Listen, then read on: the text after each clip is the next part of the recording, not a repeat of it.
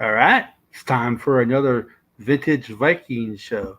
Are you excited, Tony? Because I know I am. Here we are. Let's do it. Skull Vikings, let's win this game. Skull Vikings, honor your name. Go get that first down, then get a touchdown. Rock 'em, sock 'em, fight, fight, fight, fight. Go Vikings, run out the score. You'll hear us yell for more. Vikings, Skull Vikings, let's go.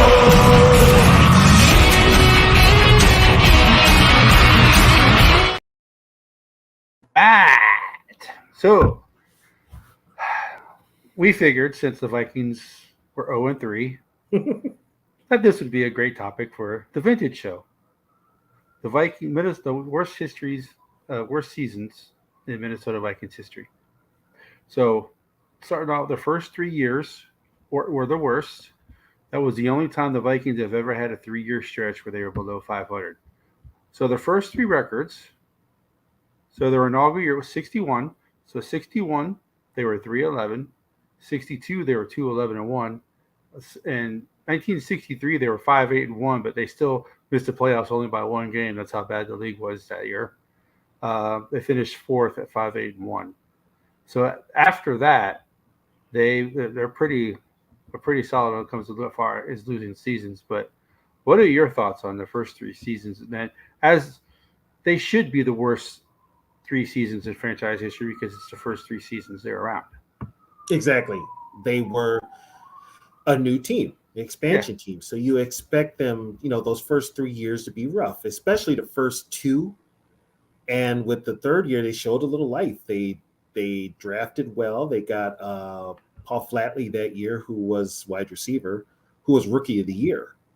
So your starting backfield was Fran Tarkenton, Bill Brown, and Tommy Mason, and you were building an offensive line with Grady Alderman at left tackle and free agent Mick Tinglehoff, who you got in '62 at center. So you're starting to build a foundation there on offense, and on defense you had Jim Marshall, you had Rip Hawkins, you had there were a bunch of journeyman players, but yeah. they they They they they had a the 20. It was a 20-round draft that year. right. Um, so Mason was the first pick. Mm-hmm. Rip Hawkins was second. Right. Targeton was third. Targeton was Tarkenton third. was yes. And the guy who no one ever talks about with the Purple People Eaters was the fourth round pick in Larson. Um, Ed Shock was a Shocker, or I can Well, never say it. Larson came to the Vikings in '65. Well, he played with Minnesota from '62 to. Oh, this is Chuck Law. Sorry, That's Chuck I'm Larson. not. I'm sorry, but the text on this is really bad. It's Chuck Lamson. Chuck Lamson. He was started. He was a Yeah, he was a starting safety. starting safety. Yeah. Ed Rockman was Yes. on those teams, and Yep. he played for Bud Grant. So they had a new '63. They also got Carl Kasulki at safety, and they also got Fred Cox as a kicker. Right, And and so because they were that was the regular draft. That was a rookie draft, and they also had the expansion draft as well. right. So they by 1963 they were, they're an expansion team, but you expect better, and they were getting better gradually. And then 1964, they're right in the thick of it at 8-5-1. Yeah, and Fran Tarkenton was MVP, Mm-hmm. and then the year before '63, Paul Flatley was the rookie of the year. Yep, Paul Flatley was rookie year. I mentioned that.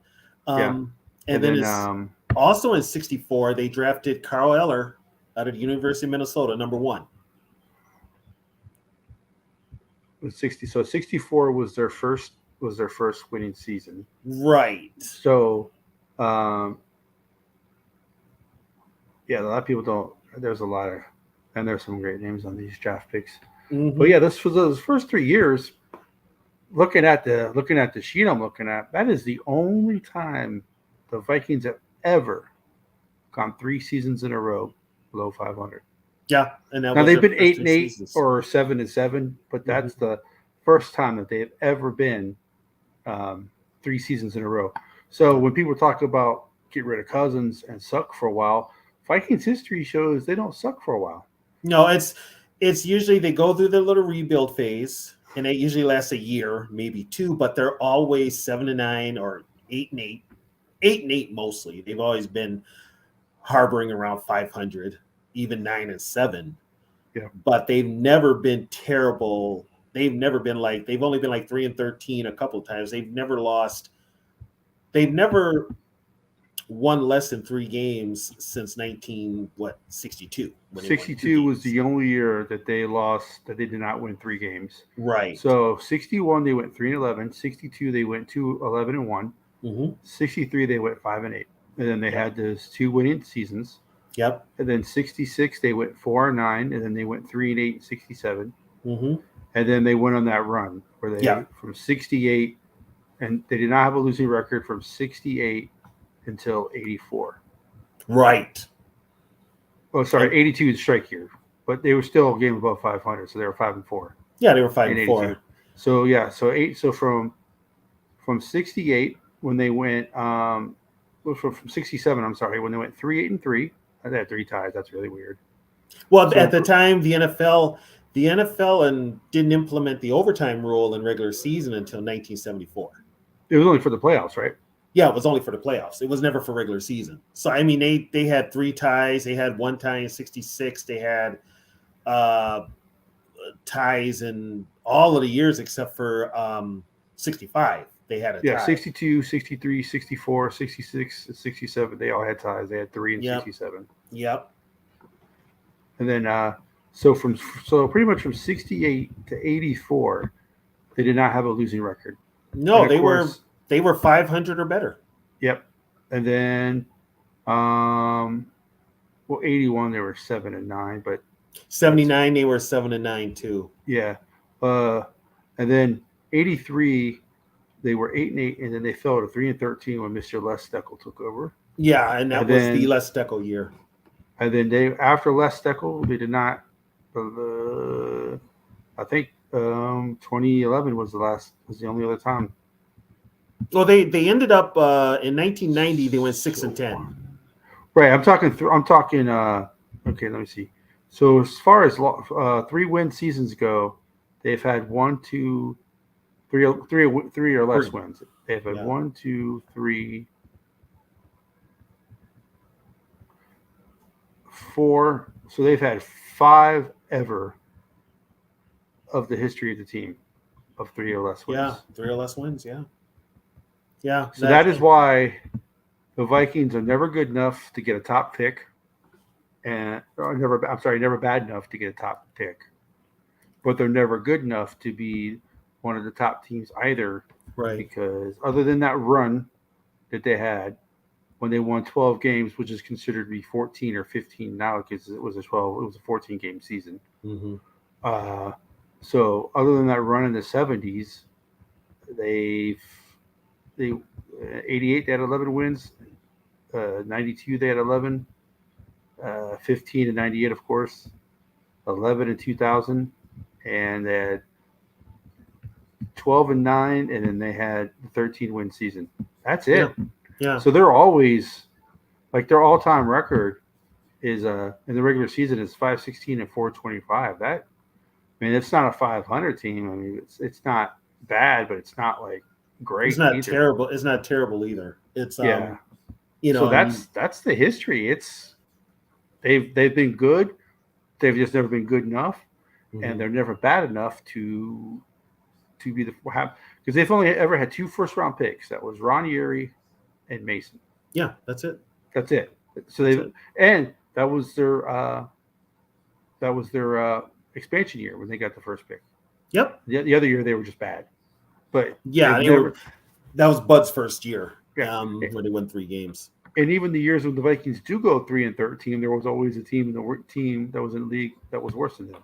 Yeah, when we went 3-13, we were up in 85, and Atlanta was ahead of us. We picked 3rd or something like that, and the Vikings were all set to draft Bill Fralick. Well, Fralick got in touch with the Vikings and told them not to draft him. And he did not want to play for the Vikings. So when it came time for the Vikings to draft, they actually missed their round, and it went to the Houston Oilers, and they picked Ray Childress, and then the Vikings picked Chris Dolman after that. So it actually worked out. It did work out, but they that year the Vikings tried a couple of players. There was a couple of players that they had circled. Bill Fralick in the draft, Bernie Kosar in the supplemental draft, and they missed out on both of them. Yeah, they so it says here they had their second pick, traded it to the Falcons from the Oilers. And the Oilers had the third pick, so it looks like the Falcons and Oilers switched picks, and then they took Dolman with the fourth. Yep. Here's something people probably don't know. What quarterback was taken in the 6th round that year? Oh, for the Vikings? Yeah. Oh, it was Steve Bono. Yeah. Yep. That's a trivia question people do not know the answer to. Steve That Bono. he ever played for Minnesota. Yeah, he actually played. He did play in the Philadelphia game in '85. Yeah. He only played a quarter, but he was 1 for 10. And then Bud pulled him out and put Wade Wilson back in. And then he came back though too, didn't he? Later in his career. Did he come back to the Vikings? Yeah. I know he went to the Niners. I believe he was a Chief. He went to the Niners. Then he went to. Was he a Chief? I could have swore that he could have finished his year as a later. Yeah, I don't think they were cycling through those quarterbacks. Yeah, I don't think he was one of them. They cycled through Salisbury twice. Yeah, they cycled through Salisbury twice. At least they only did Spurgeon win once. Thank God. Thank God. That just proves the Vikings' history of a quarterback. Yeah. Well, ever since even you know what? Even between Tarkenton, we had quarterback issues because we Bud in '67 really didn't have a quarterback. Joe Cap was our quarterback, but we got him in a bidding war with the Houston Oilers. We got him he signed with us, but the only other quarterback I think we had then was Ron Vanderkellen, and he was average at best. He was a good guy, but he was average at best. And then the next year, Jim Finks traded for Gary Quazzo. And believe it or not, Quazzo started a majority of the games with Cap even on they switched quarterbacks a lot. Bud did in the middle of games. And in game time decisions, he would start Quazzo over Cap. It just depended on who they were playing. But Joe Cap was he wasn't the best passer, but he was a hell of a leader. Quazzo was a better passer, but he didn't have the skills that Joe did. They offset each other. Yeah. But kind of like the quarterback we have now, great skill, but not a leader. Exactly. And this is a history show, so I don't want to get too late. Yeah. So what was it about because another show we talked about doing was the front office, the Vikings the history of the Vikings front office. So we decided to kind of meld that into one show because the reason why the Vikings have never had more than what they've had straight losing seasons in a row is because of their front office. They've always had a football guy in the front office. They always had a guy who knew what they were doing, like Jim Finks, Max Winter. All those guys. Even at the start, they had Bert Rose, who I want to say he came from the Rams, maybe, but he was a football person. So they knew what they were looking for, and they helped build that team. When they got Jim Finks here, that was the catalyst that started those great years because Finks was the architect of those teams. Finks helped too. He had the magic touch because he built the Vikings in the 60s and 70s. Yeah. And then he built the Bears. And not only the Bears, he helped the Cubs become contenders in Major League Baseball. And then he built the Saints. So he knew football. He really did. And we won't see guys like that anymore. It's too analytical nowadays. Everything is more analytics and stuff like that. So you're going to get what you got now. But Jim Finks was probably, I'm going to say Jim Finks is the best GM we've ever had. He built that defense that we have. He got Tarkenton back. He got Tarkenton back from the Giants in 72. He drafted well. He drafted Chuck Foreman. He drafted Ed White. He drafted Ron Yeary, Alan Page, Clint Jones. What the list goes on. He made the trade with the Redskins for Paul Krause because Otto Graham let Paul Krause go because he said he couldn't tackle. He signed Wally Hilgenberg. Wally Hilgenberg praised Jim Finks on his passing. Wally said that Jim Finks was very good to the Hilgenberg family because not only did he sign Wally to the Vikings, he drafted Jay Hilgenberg with the Bears, and then he drafted Joel Hilgenberg with the Saints. So he was, Wally had high praise for him, but Jim Finks was just, he knew sports. He knew football. He did. And the only time, and this has always happened, you've always got players that hold out and stuff like that. When things went south with Van Brockland and Tarkenton, and after the 60, it went south. It was always south, but it went real south in 66. During that off season, Van Brockland resigned. And so the next guy to call was, of course, Bud. So they got Bud down here. Fran was still a Viking. He was still a Viking. Bud Grant wanted to keep Fran Tarkenton. But Fran Tarkenton had it in his mind that he could go to New York and turn that Giant team around and take eyes off of Joe Namath in the AFL. But yeah, Bud wanted to keep him.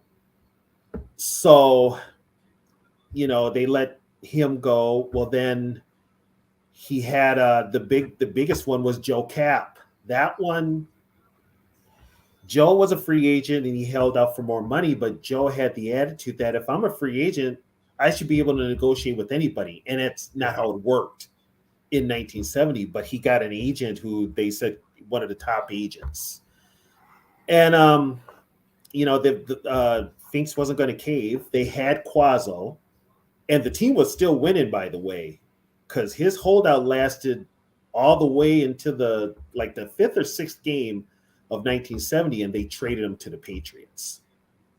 And that was 70. And then he had a holdout, I believe it was 72, where Clint Jones, running back Clint Jones, wide receiver Gene Washington, and safety Charlie West all held out, saying that the team couldn't win without him. Well, surprise. Yeah. And so they basically, that was the only time that you heard about players not getting along with Jim Finks. But for the most part, the players loved Finks. Compared to the next guy that came in, Finks was a god. Because who took over for him is probably one of the most despised GMs in Viking history. And that was let's give out some shout outs. Let's give out to Evil. Man, love you, brother. You're always at everybody's shows. Appreciate you. How about the No? Appreciate you, man. Same as you, man. You're always at everybody's show. Vaughn, you and I share a special bond, man. Our favorite player is Joey Browner. I love that. Angel, thanks for joining. Appreciate everybody in the chat for joining. We really appreciate it. We got our buddy Zoe in the house. We're talking history, but it's not too far. Not too far back. I got my Robert Smith jersey on. I think you know who that is. But we got our nephew in here. What up, JJ? Hey, JJ. So it's but like I said, it only happened in the history of since the 61, only having 5 seasons where you have 3. There's teams out there who've had more than 5 seasons in a row where they've only had 3 wins. Oh yeah. Oh yeah. So for Some the of them have been Vikings, established teams. yeah. I mean, look at the Cardinals. The Cardinals are one of the worst franchises in any sport. It's remarkable that they're still a franchise. And you know what? The Cardinals have been horrible since they moved to Arizona. Well, they were horrible in Chicago too. They weren't bad in St. Louis though. No, They they were weren't. competitive in St. Louis. But having 2 teams in the same city with the same name, I mean, Hey, you know what? Yeah. It doesn't. I mean, it doesn't get. It's actually kind of cool. You know. who's playing today? The Cardinals. Oh, cool. Yeah. Exactly. But yeah, it's so we got a couple of questions here in the chat. I wasn't around, but maybe you For which one? For what? for Fred the chat comment. Oh, Fred Cox. Oh yeah, I heard some. Yeah, he Oh my, we Matter of fact, my dad went off on Fred one time because we lost a game. I was a kid. I think it was 72. We lost to the Cardinals. Fred missed a last-second field goal. He missed it, and Fred Cox's name was no longer Fred Cox. Yeah, nephew here. So go ahead and take that away. And yes, back in the day when we expected championships, that was definitely, as a Viking fan, I still expect championships. And that was the thing. Back in the day, They This just is- delivered back then. yeah, it's like it's kind of what this generation is going to miss out is back in the day you had maybe 6 teams that you knew were going to be there at the end of the season. We're going to be in the playoffs. Usually in the NFC it was usually the Vikings, Cowboys, and Rams. And every now and then you get the Niners and Redskins and Cardinals in there. And in the AFC it was Oakland for sure, Pittsburgh, Miami. Every now and then you get like a Baltimore or Yep. Kansas City, even Cincinnati. But though you knew it every year, it wasn't even a question. If those 6 teams didn't make the playoffs, that was a bad year. I mean, they could miss the playoffs at like 10-4. It's a bad year. They didn't get to the playoffs. You know, and they dynasties. Yes, they were. Yes, they were dynasties. And that was the way of thinking back then. It was like all or nothing. We're in this for the Super Bowl. Anything less is not a good season. You know, which brings me to remember that comment that Mike Lynn made when he made the Herschel Walker trade? Do you remember it? I mean, we're one piece away. No, what he said when we got him here at the presser. Oh no, I don't. Yeah. Okay, when they had the presser for Herschel Walker, Mike Lynn parades him out there to get him his jersey. He gets on the microphone. If Herschel Walker gets us to the Super Bowl, this was a good trade. If he doesn't, it wasn't a good trade. Well, I always tell Cowboys fans that we deserve a half of a Lombardi trophy because if it wasn't for that trade, they would not have those trophies. I agree. They drafted Ingram. They drafted Emmitt Smith, Aikman, and Irvin with the draft picks they got from Minnesota. Actually, they got the Eggman draft choice from theirs, but I think they got Russell Maryland was our draft pick. A couple other players, Emmett. So I heard that wrong. Then I heard someone say that they got the Aikman was part. No, of they that. got Aikman because they were so bad, and then they got Steve Walsh in a supplemental draft too. So they had 2 proven quarterbacks. Yeah, Steve Walsh wasn't. No, he's a local kid too. I went to a rival school. He's from St. Paul, Minnesota. So I mean, they both left on bad terms. Neither one of them had nice things to say about the Vikings when they left. Better pass running. Chester Taylor probably should be less aggravated than Terry Allen because he got replaced by Adrian Peterson. What happened was he lost his carries to AP. Yeah. Terry Allen, Terry Allen had 2 I think he knee wanted a surgeries. contract, right? Yeah, Terry Allen was a free agent, and he had two major knee surgeries, so he's basically running on rebuilt knees. And the Vikings drafted Robert Smith, so that's why Terry Allen was expendable. He went to the Redskins and had some good seasons, but he's like, they asked him in interviews, so if you're becoming a free agent, he's like, what team you play for? He says, I'll play for 30. He says, I'll play for 29 of the 30 teams. Yeah.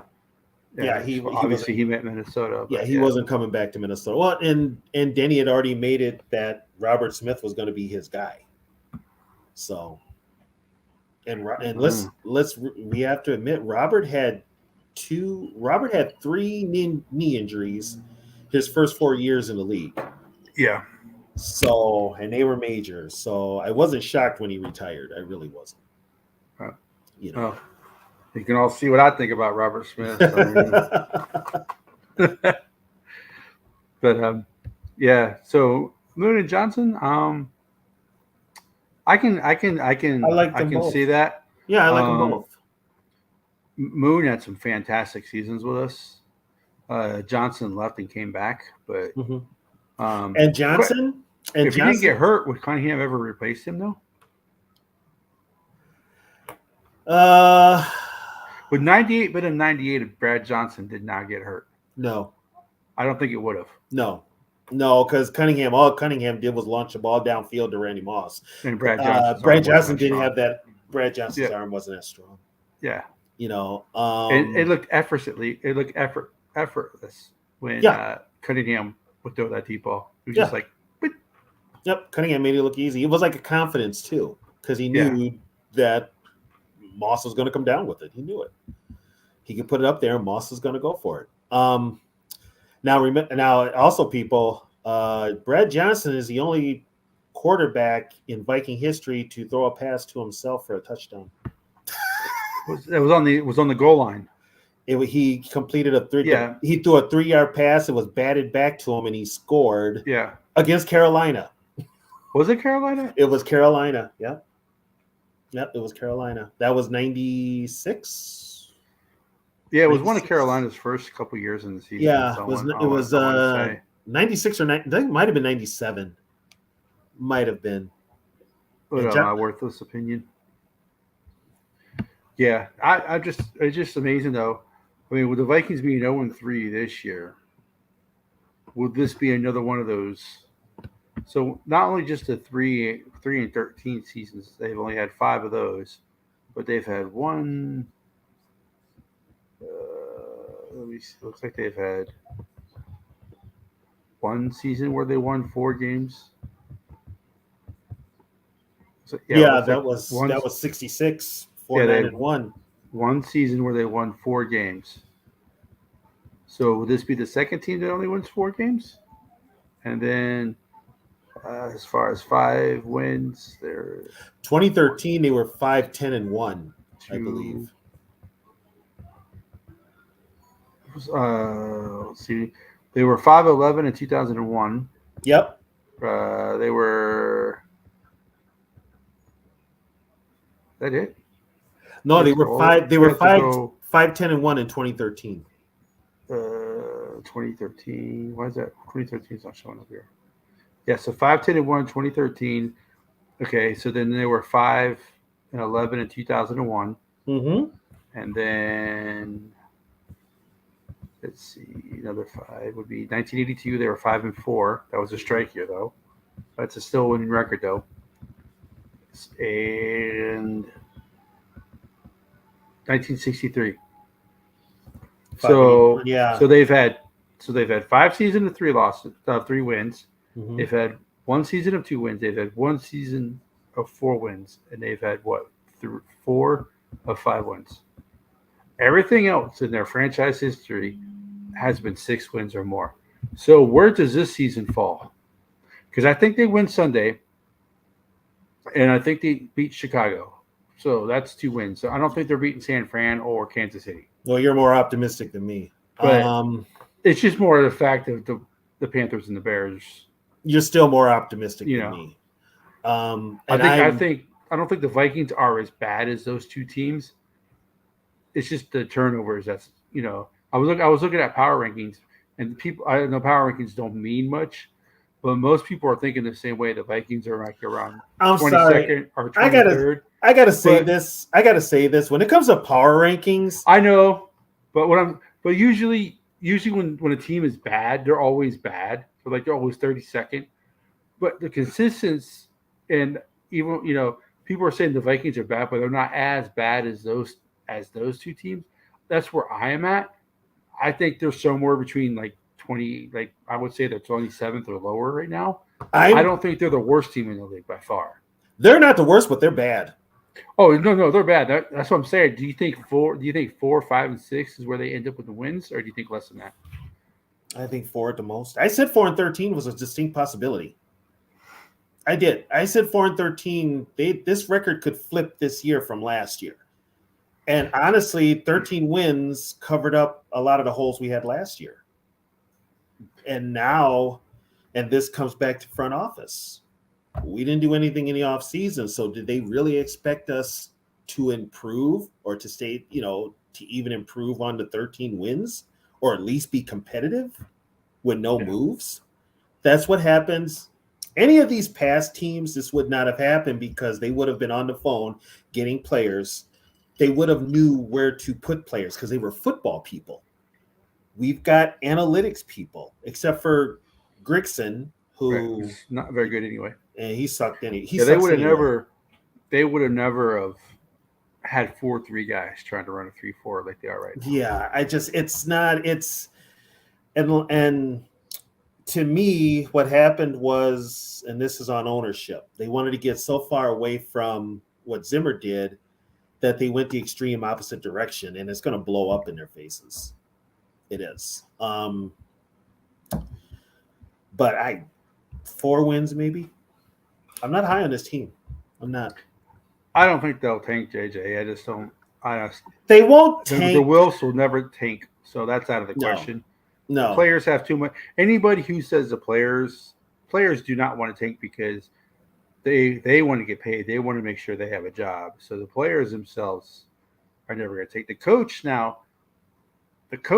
if the front office wants a team to tank, the coach can tank by taking players out and putting the backups in. But the players themselves, they'll never tank.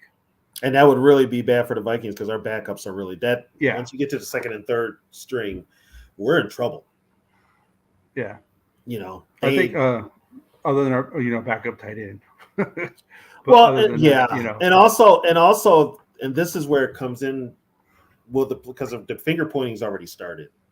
I know that for a fact. There was a Doogie Wilson. I don't know if you watch his show. Yeah, he's the one that brought it up about Alexander Madison. People are like, other players on the team are like, I don't think that he's the one. He's a great guy. Everybody loves him. He's a great dude. Great guy to have in the locker room, but he ain't no Dalvin Cook as a one. Is pretty much what they were saying. And so if the players see that, what are the coaches looking at? That's the whole thing. It falls on coaching again. Well, is it the whole mentality? We can fix them because we're coaches. I don't think these coaches could fix anything. I just don't. If they could fix anything, they'd be able to fix Ed Ingram. They've made Ed Ingram worse. It's not like we have coaches that actually take the time to work with players. We don't. It's just I don't know what it is, but there's a disconnect somewhere.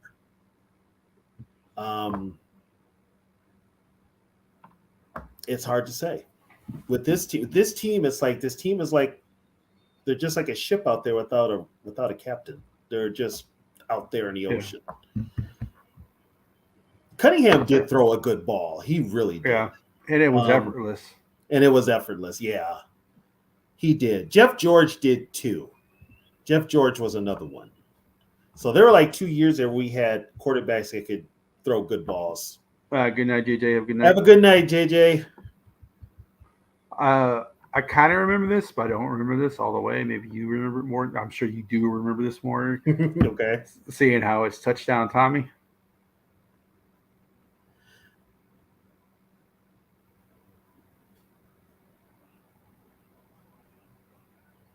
Was that the Cowboys? I thought he did it against the Chargers. Remember when Tommy Kramer faked the knee against Dallas at the end of the game and he tried throwing a TD pass and the whole defense came after him?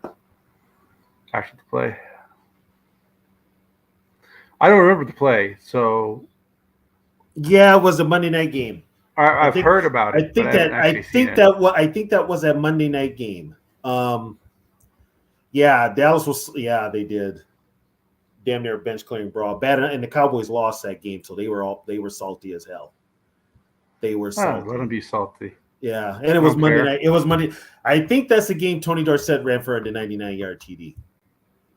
Yeah, I remember. Yeah, everybody talks about that 99-yard touchdown Yeah. run, but they don't talk about the fact the But Cowboys you lost know the game. what though? Nobody seems to, and people don't realize this. Tommy Kramer was a cocky SOB. Oh He yeah, was probably mouthing at him all that's night. because he was drunk. He was probably calling him names all night. It's just, and that was he's a Texas guy, so he wants to beat the Texas team. But yeah, he was probably mouthing with them all night. Well, Quasi's reputation is not so good so far. I don't know and I'm going to be honest with you. I don't know if Quasi lasts. His first draft right now is looking dreadful. I mean, that's pretty much a 0% hit. If Ingram gets benched, it's going to be pretty much a 0% hit. Yeah. His second draft is a little bit better with Addison. So, but his first draft, let's put it this way: through 4 games, Addison looks like the real deal, unless something happens to him. Remember, Scene got hurt last year in the 4th or 5th game. Yeah. But I tell you what, though, if you're hurt, if you're a college player and you have a history of being injured, expect the Vikings to give you a call because they probably have you on top of the board. Yeah, you are probably their number 1 draft pick. Oh, you just broke your leg. You just broke your kneecap in football. Yeah, the Vikings gonna be calling me. Yep. The only team that'll call you is Quasi because he can get you for cheap. Yeah. It's the only reason.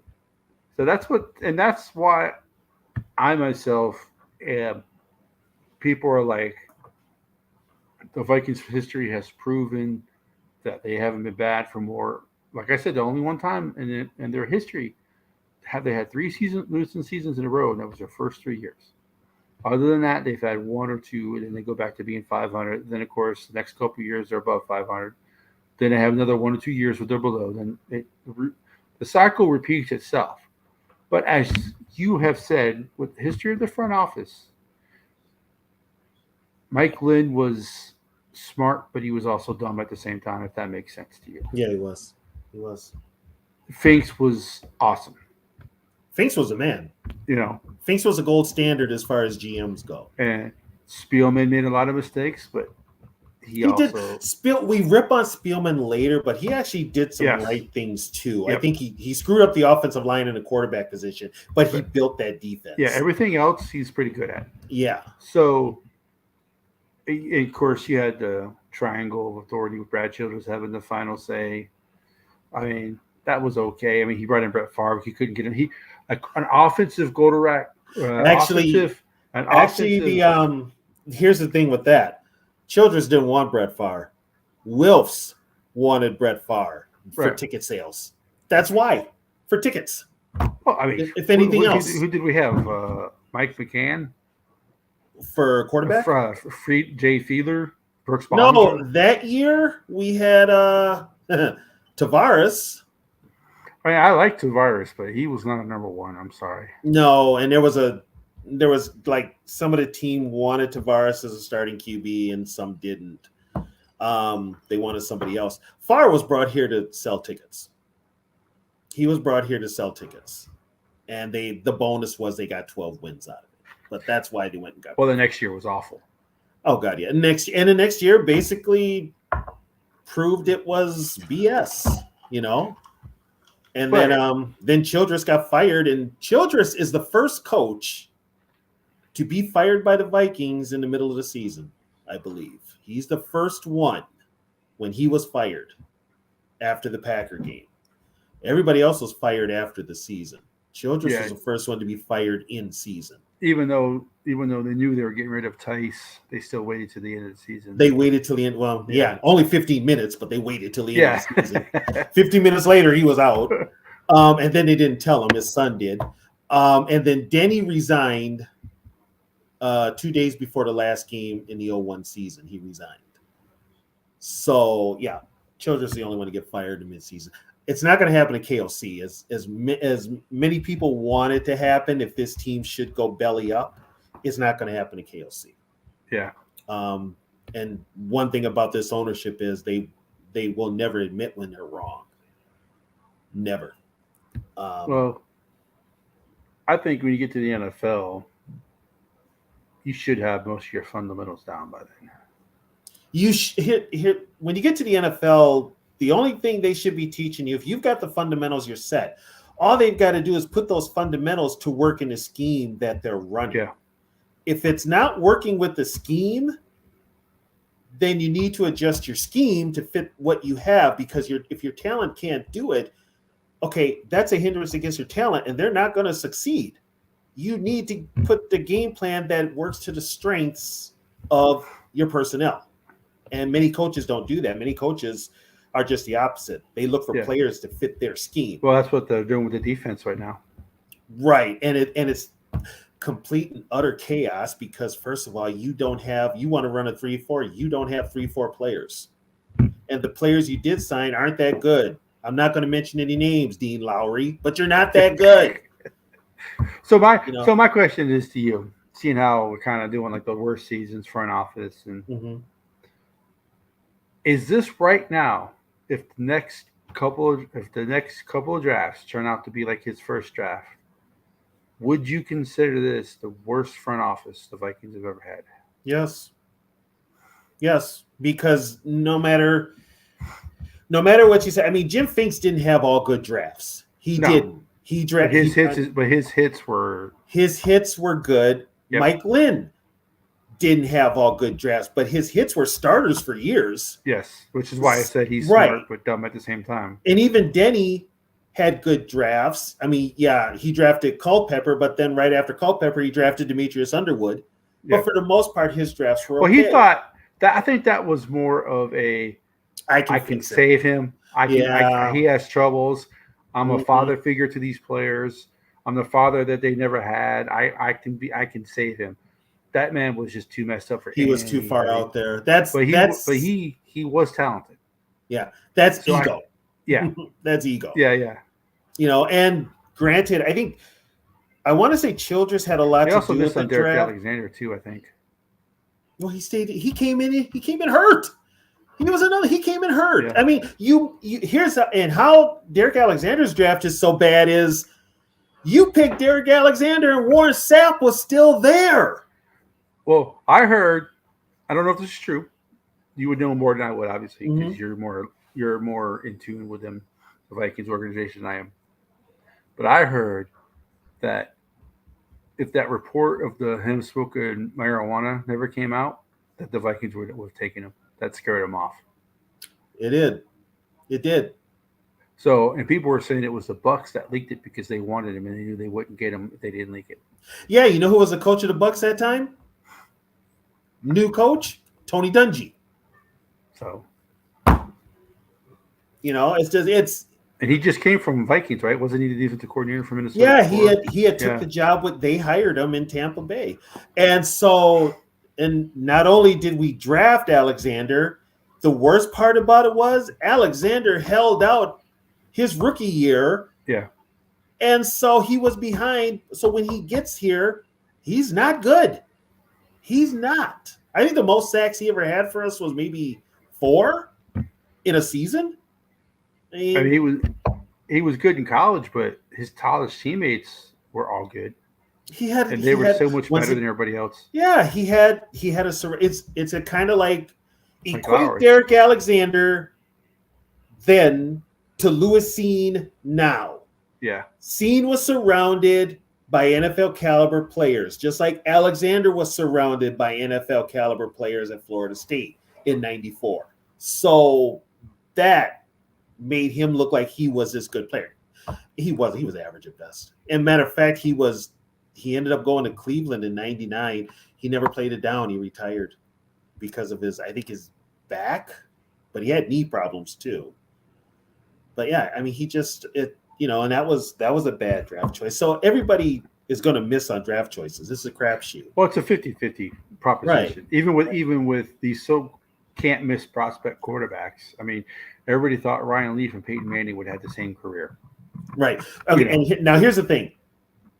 We've never really drafted a franchise quarterback except for Christian Ponder, and that miserably failed. But he wasn't supposed to play yet. He was supposed to sit. No, he was supposed to sit behind McNabb, and that McNabb was so awful. Yeah, and that went ass up. But I mean, Tarkenton was a 3rd-round draft choice. Kramer was a number 1, but he got to sit behind Tarkenton. and Bob Lee, who were both starters at one time. Lee was a starter at one time in the NFL too. Yeah, look up Bob Lee. He wasn't that bad, guys. Yeah, he's Not the ESPN guy. exactly. We drafted Wade Wilson in the 8th round, and Wade was never supposed to play. No. Matter of fact, he was the backup behind Kramer. Was actually Steve Dills, who we drafted in '79 at number 3. He ended up starting in '84, and then, but we've never. I mean, after Kramer, then Wilson, then Gannon was a free agent. Salisbury free agent, McMahon free agent, Moon was a trade, and we drafted Brad Johnson. But I mean, we've never drafted really a franchise quarterback. Never. Yeah, because what was it Kramer, Ponder, and Culpepper? That's it for first round quarterback. Yeah. Well, you know what? I think Culpepper could have been labeled our franchise. Well, if he didn't get hurt, right? But I don't know. Back then, a knee injury is nothing like what it is now. Right. But they expected. I'm sure Denny expected Culpepper to learn from Randall. Yeah. But Randall sucked this next year. 99 was not good for Randall. Well, you know what? Dante looked terrible in preseason. He looked terrible in preseason. At least he played preseason. Yeah, and then luckily, that's another thing. What's his name had the wherewithal to sign Jeff George. Jeff George was toxic then. Nobody wanted him. And so Denny signs him. And he actually saved our season. Well, he took us to the playoffs. Yep, took us to the playoffs. You know, and he wanted to, of course, then again, he wanted to resign here for all that money, and then he's like, "No, you were good. We don't need you no more." Right. He was all set with Dante. Yeah. He was all set with Dante. And Dante benefited from Randy Moss. Yeah. Benefited from Randy Moss. So they didn't get it wrong with this GM. One player in 2 drafts are good, and that's only because KOC had to beg for him to draft him. So definitely, like I said, as soon as Ingram gets benched, his first draft is definitely a bust. It's a bust. Right now, the second one is looking pretty good because they drafted Addison and they signed Pace. But was that Pace a B-Flow signing? Was it a KOC signing, or was it a Quasi signing? That's what we don't know. Pace? Yeah. He was a free agent signing. That's what I'm saying. But who stood on the table to sign him? That's what I mean. Flores. You know? Flores. It had to be. So, so do we give Quasi credit for signing him, or do we give the coach who stood on the table? You know, see, that's why going back to the Vikings have never had 3 years in a row where they've had 3 losing seasons in a row. That this front office, and as you said earlier when I asked you the question, is this the worst front office in Vikings history? That's what worries me. Vikings history says they won't be bad, but this front office is not like any other front office they've had. So that's what worries me. Here's a problem with that. You're going by history, right? Yeah. This ownership crew doesn't give a damn about Viking history. They don't. They're doing their own thing, but they're not paying attention to history at all. You can see that by who they put in the Ring of Honor and shit. It doesn't matter. They don't know shit about history. So what do? Common sense would tell you to sign somebody in your front office. If you're going to go with get rid of the GM, bring in a GM that at least knows the sport, has a proven track record of some sort, positive proven track record of some sort. Would they bring in someone like Bill Polian for a consultant, do you think? I'm not saying Bill Polian exact. I'm not saying Bill Polian. Somebody like a Bill Polian I would have brought in. Well, Ryan Poles was the guy, but he wasn't. He wanted to blow up the team. Well, he hasn't proven that he knows what he's doing either. Well, he got stuck with Justin Fields. I think that's what's holding him back. We'll see. But no, it's not Justin Fields, man. It's coaching. No, Justin, you're just bad, bro. No, Justin. You went to Ohio State and you suck. Deal with it. You suck. Bottom line, you can't. I mean, honestly.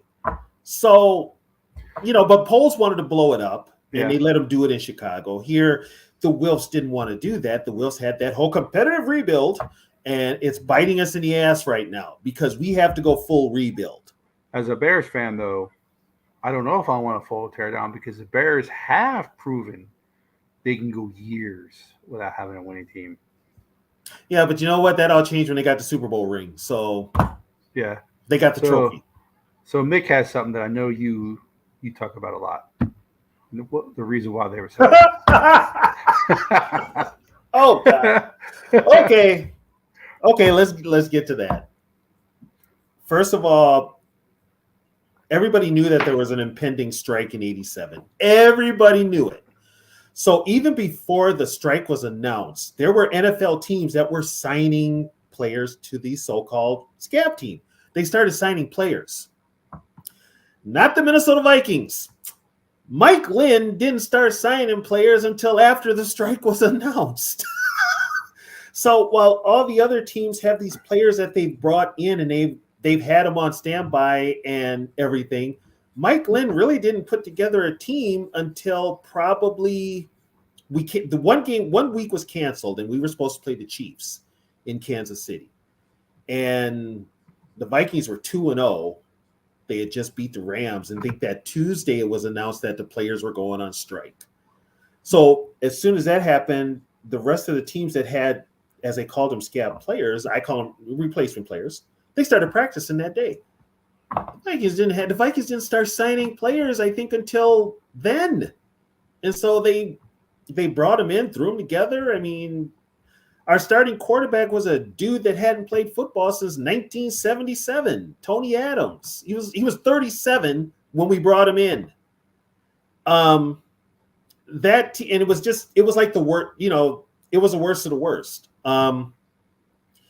I do remember, though, that some former Vikings had come back to be replacement players. Namely, I think one was John Turner, defensive back, and I think the other might have been Rufus Bess, another defensive back. I think they came back as replacement players. But, yeah, we went 0-3. We were like the worst replacement team in the NFL. We were just bad.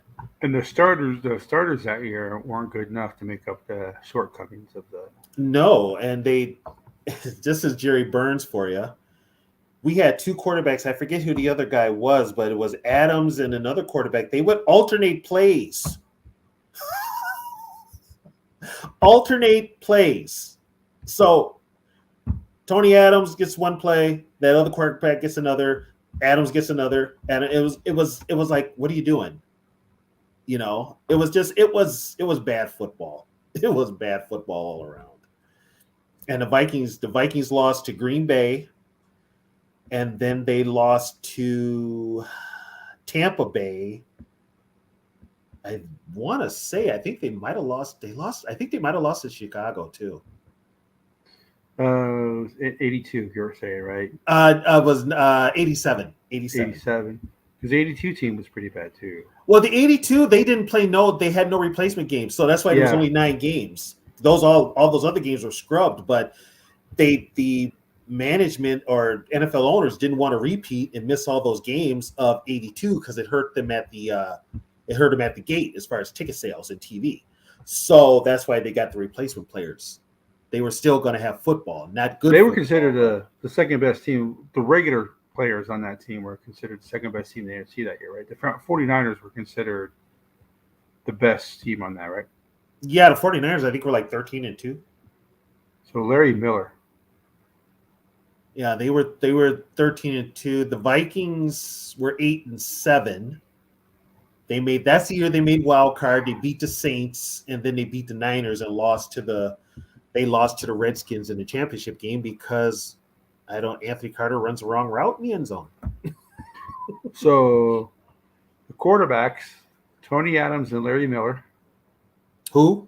Larry Miller, exactly. God, I've never even heard of. Yeah, there was a bunch of guys on there. One guy they had playing on the D line, I think his name was Walker. He was a great player, I think, at Oklahoma or something like that. He was a prison guard when he signed with the Vikings. He hadn't played football in 10 years, I believe. Yeah, there's some like I remember Jim Brim. I remember because it's Jim Brim, so that easy. Oh, Jim, yeah, he's from. I remember him, James Brim. He was on the Vikings active roster for a minute too. I think he was a draft choice. I think he was a draft choice too. Willie Gillespie. Oh, Gillespie and Steve Finch. Those are like the only ones that I remember. Well, the one that I remember is the one I remember the most is Pete Nigerian, because he went to the University of Minnesota, and his dad was a well-known surgeon, and he played Right. linebacker at the U of M. He actually made the he was on the non-strike roster too. He was on the Vikings roster. They re-signed him. So Yeah. So that year they lost to the Packers, the Bears, and the Bucks. yeah, they lost 3 division games, and they counted. Yeah. They lost 3 division games.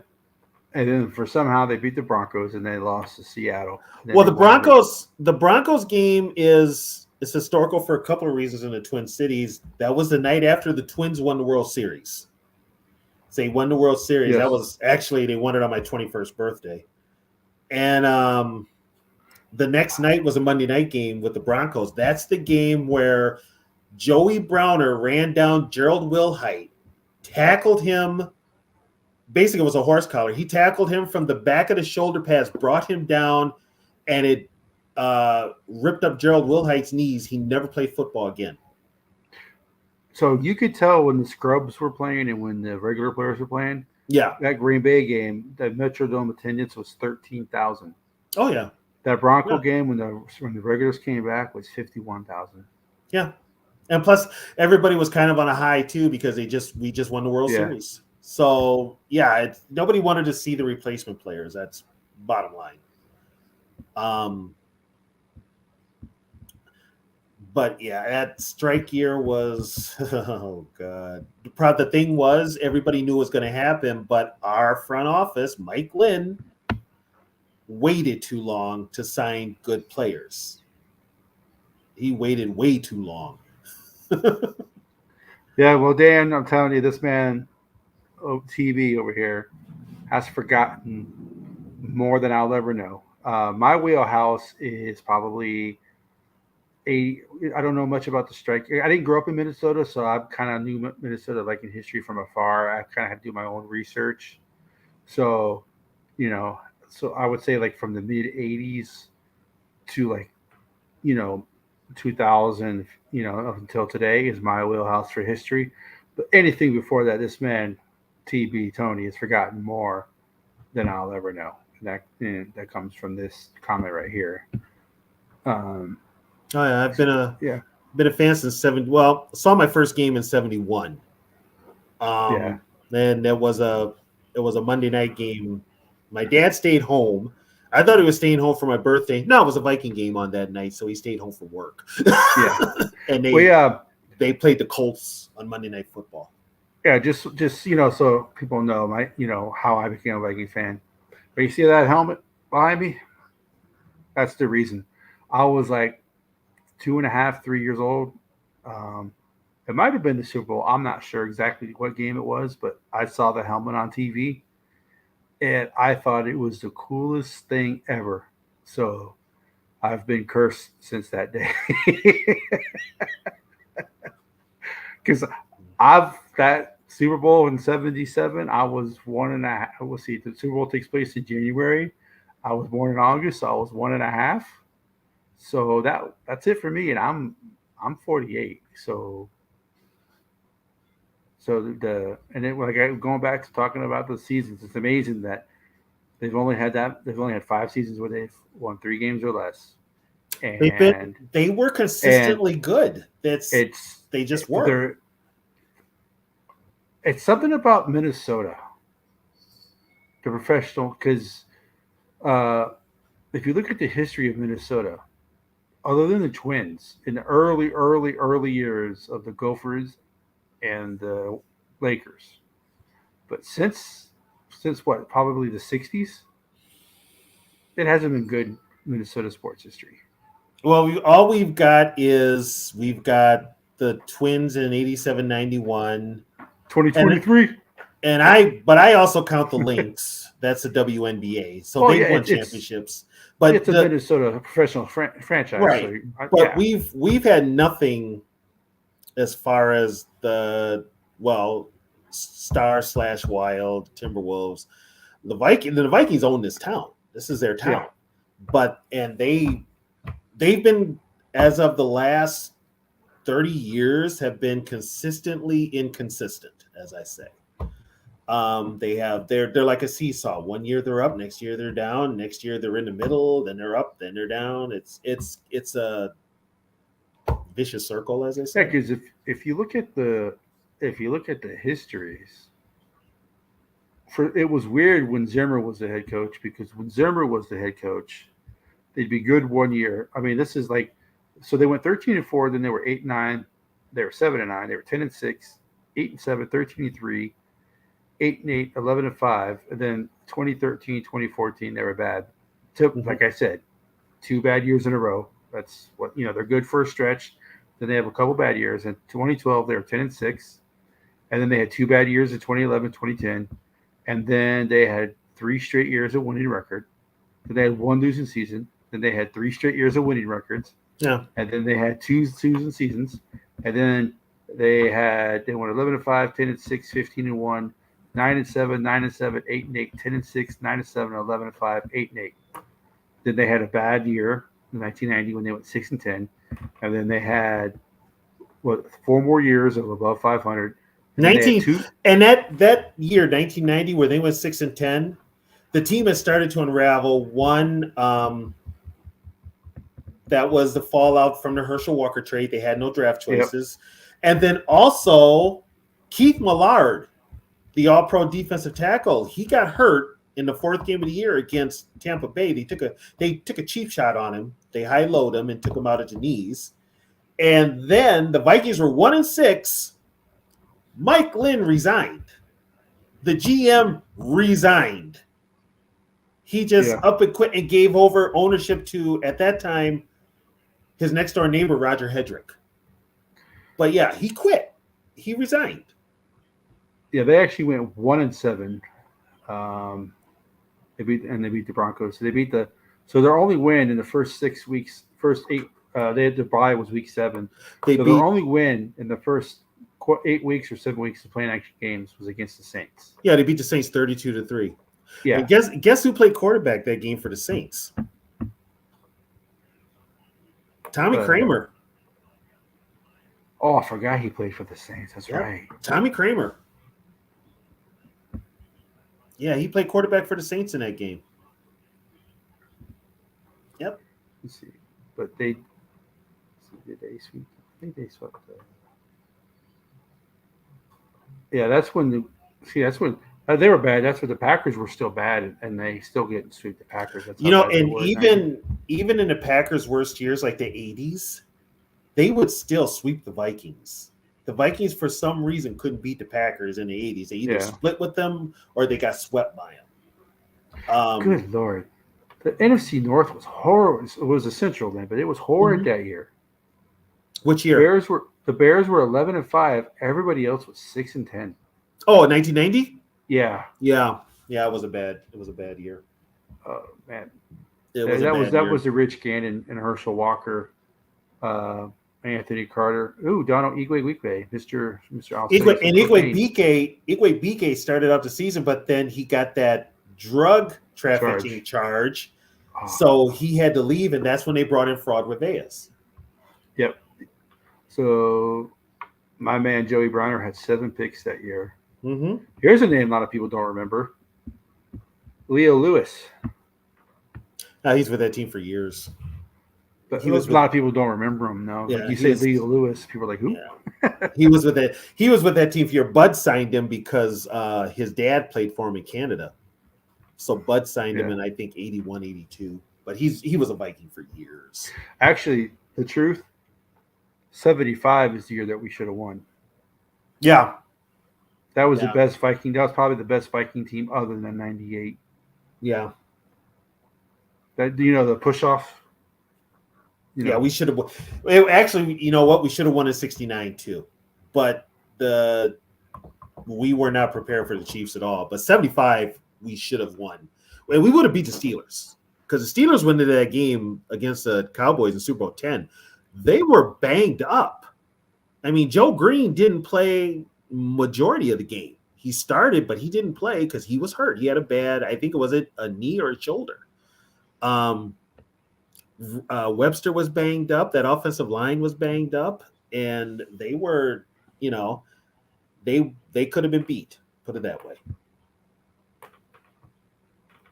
7. Well, yeah. I mean, any of those Super Bowls they should have won. That Raiders team was good. I'm not going to take nothing away from the Raiders. We were older, and when we put it this way, we had all the momentum when Fred McNeil blocked Ray Guy's punt, but after McClanahan fumbled at the goal line, the air went out. Whatever momentum we had was gone. It was gone. My whole thing then was, and Chuck Foreman brought this up on many interviews, because they always ask him, why didn't you get the ball at the goal line? He's like, I don't know. Coaches overthink it. And at that time, the coaches were Jerry Burns and Bud Grant. And like he said, you know what? If you really want to challenge, you challenge them. Because on the side that, at the fullback position where he was lined up, he would have went right behind Ed White and Ron Yeary, two All-Pros. He would have went right behind him. Instead, McClanahan went behind, and I'm not taking nothing away from him, but they weren't Riley and White. Steve Riley and Chuck Goodrum. So, yeah, okay, this is a kind of a two-pronged question. In the modern era of football, they were the first since the merger, the 1970 merger. The Raiders were the first in 1980. Before 1970, though, those 69 Chiefs were a wild card team in the AFL. And they of course won the Super Bowl. They ran the table. Yeah, Chuck should have, and Chuck still to this day is like, you should have given me the ball. You should have. Yeah. And that just be, you don't know what it is. I mean, a lot of the times the coaches overthink things. Just give it to your studs. Just give it to your All-Pros. And like Chuck said, challenge them. You had Ed White. You had Ron Yeary. Challenge him. Stu Voigt was on that side. Challenge him. I agree with you on that. Oh, yeah. I've never liked Cowboys since then. And Dan, I live in San Antonio, so it's really bad here. By the way, you live in San Antonio. Yes. How long have you been there? 6 years. Okay. The Vikings were rumored to be moving there, right? Yeah, because if you ever come to San Antonio, you will see Red McCombs dealerships everywhere. Yep. He wanted to move that team to San Antonio. And they had a thing to where you can only own so many dealerships. Mm-hmm. So even though he couldn't put his name on other ones, so there's other dealerships that he owned that's not called Red McCombs. Okay. So he owns so many dealerships around here. That man had so much money, but he was so cheap. Oh yeah, we know that. We know that from up here. Yeah, but he's beloved here. So Well, he's if you bring him up the people that know, he's kind of impartial, but everybody knows he wouldn't spend no money on the team. Yeah. So. And the Alamo Dome is okay. It's not. At the time they were talking about moving the Alamo Dome would be considered an NFL stadium. Yep. They're still trying to get an NFL team here, but Jerry's never going to allow that to happen. I keep telling people that in San Antonio. I said, Jerry doesn't mind an XFL team being here. He doesn't care about that, but he does not want an NFL team here. Right. So because this is a Dallas Cowboy fan, he knows that people have pride. They have more pride in the city of San Antonio than they do in Dallas, so they'll switch teams. He knows that. So that's why he'll never. I don't think the Houston Texans owners will allow it either, because we are exactly 4.5 hours away from each city. Okay, so you're right. And people are talking about Austin getting this. They're not going to allow Austin to have one either. So, you've got teams in Dallas and Houston. That's it. Yeah, that's so it. They're not. So I love the people here in San Antonio, but they're not. We're not getting a team here. So yeah. Well, like I told people when the whole stadium thing was going down, this team was not moving. They weren't going to LA. They weren't moving. I can imagine. Oh man, yeah. They weren't moving because if everybody knew how the Rams got their stadium, there was no public money put in there. Yeah. Stan Kroenke paid for it out of his own pocket. So there's no way the Wilfs would have paid for the whole thing. The difference, I think, here though, By the way, some people were, when they're trying to build a stadium, they wanted the Wills, whoever built the stadium, they wanted them to put 100% of their own money into building the stadium, but Mhm. yet they wanted the funds from the stadium as if it was a publicly built stadium. There ain't nobody in the world gonna You're do not that. gonna. You can't have it both ways. Yeah, Which, by some the people, way, the some people stadiums. wanted it. Yeah, the stadium's paid up. Yeah, It was paid up before the first game of the year. yeah, So that whatever money the Wills are getting now off that stadium is free and clear. It's which paid is up. why they want all those concerts and everything there. Yeah. Well, they're supposed to get a. We're supposed to get a WrestleMania. Don't know if it'll happen, but they're supposed to get a WrestleMania like in a year or two. I don't know. I don't watch wrestling. So I do. My brother-in-law is a former professional wrestler. He don't even watch wrestling. What's his name? But well, it's okay. Quite a few. He started off as Dusty Wolf because that's his name, but because of Dusty Rhodes, they made Dusty him change Rhodes. his They had to name change to his Dale name. Yeah. to Dale Wolf. So he Okay, wrestled I pretty much, know. and he wore the Texas Yeah, jacket with San Antonio on the back. I But know then, who he is. but then he Yes. actually played.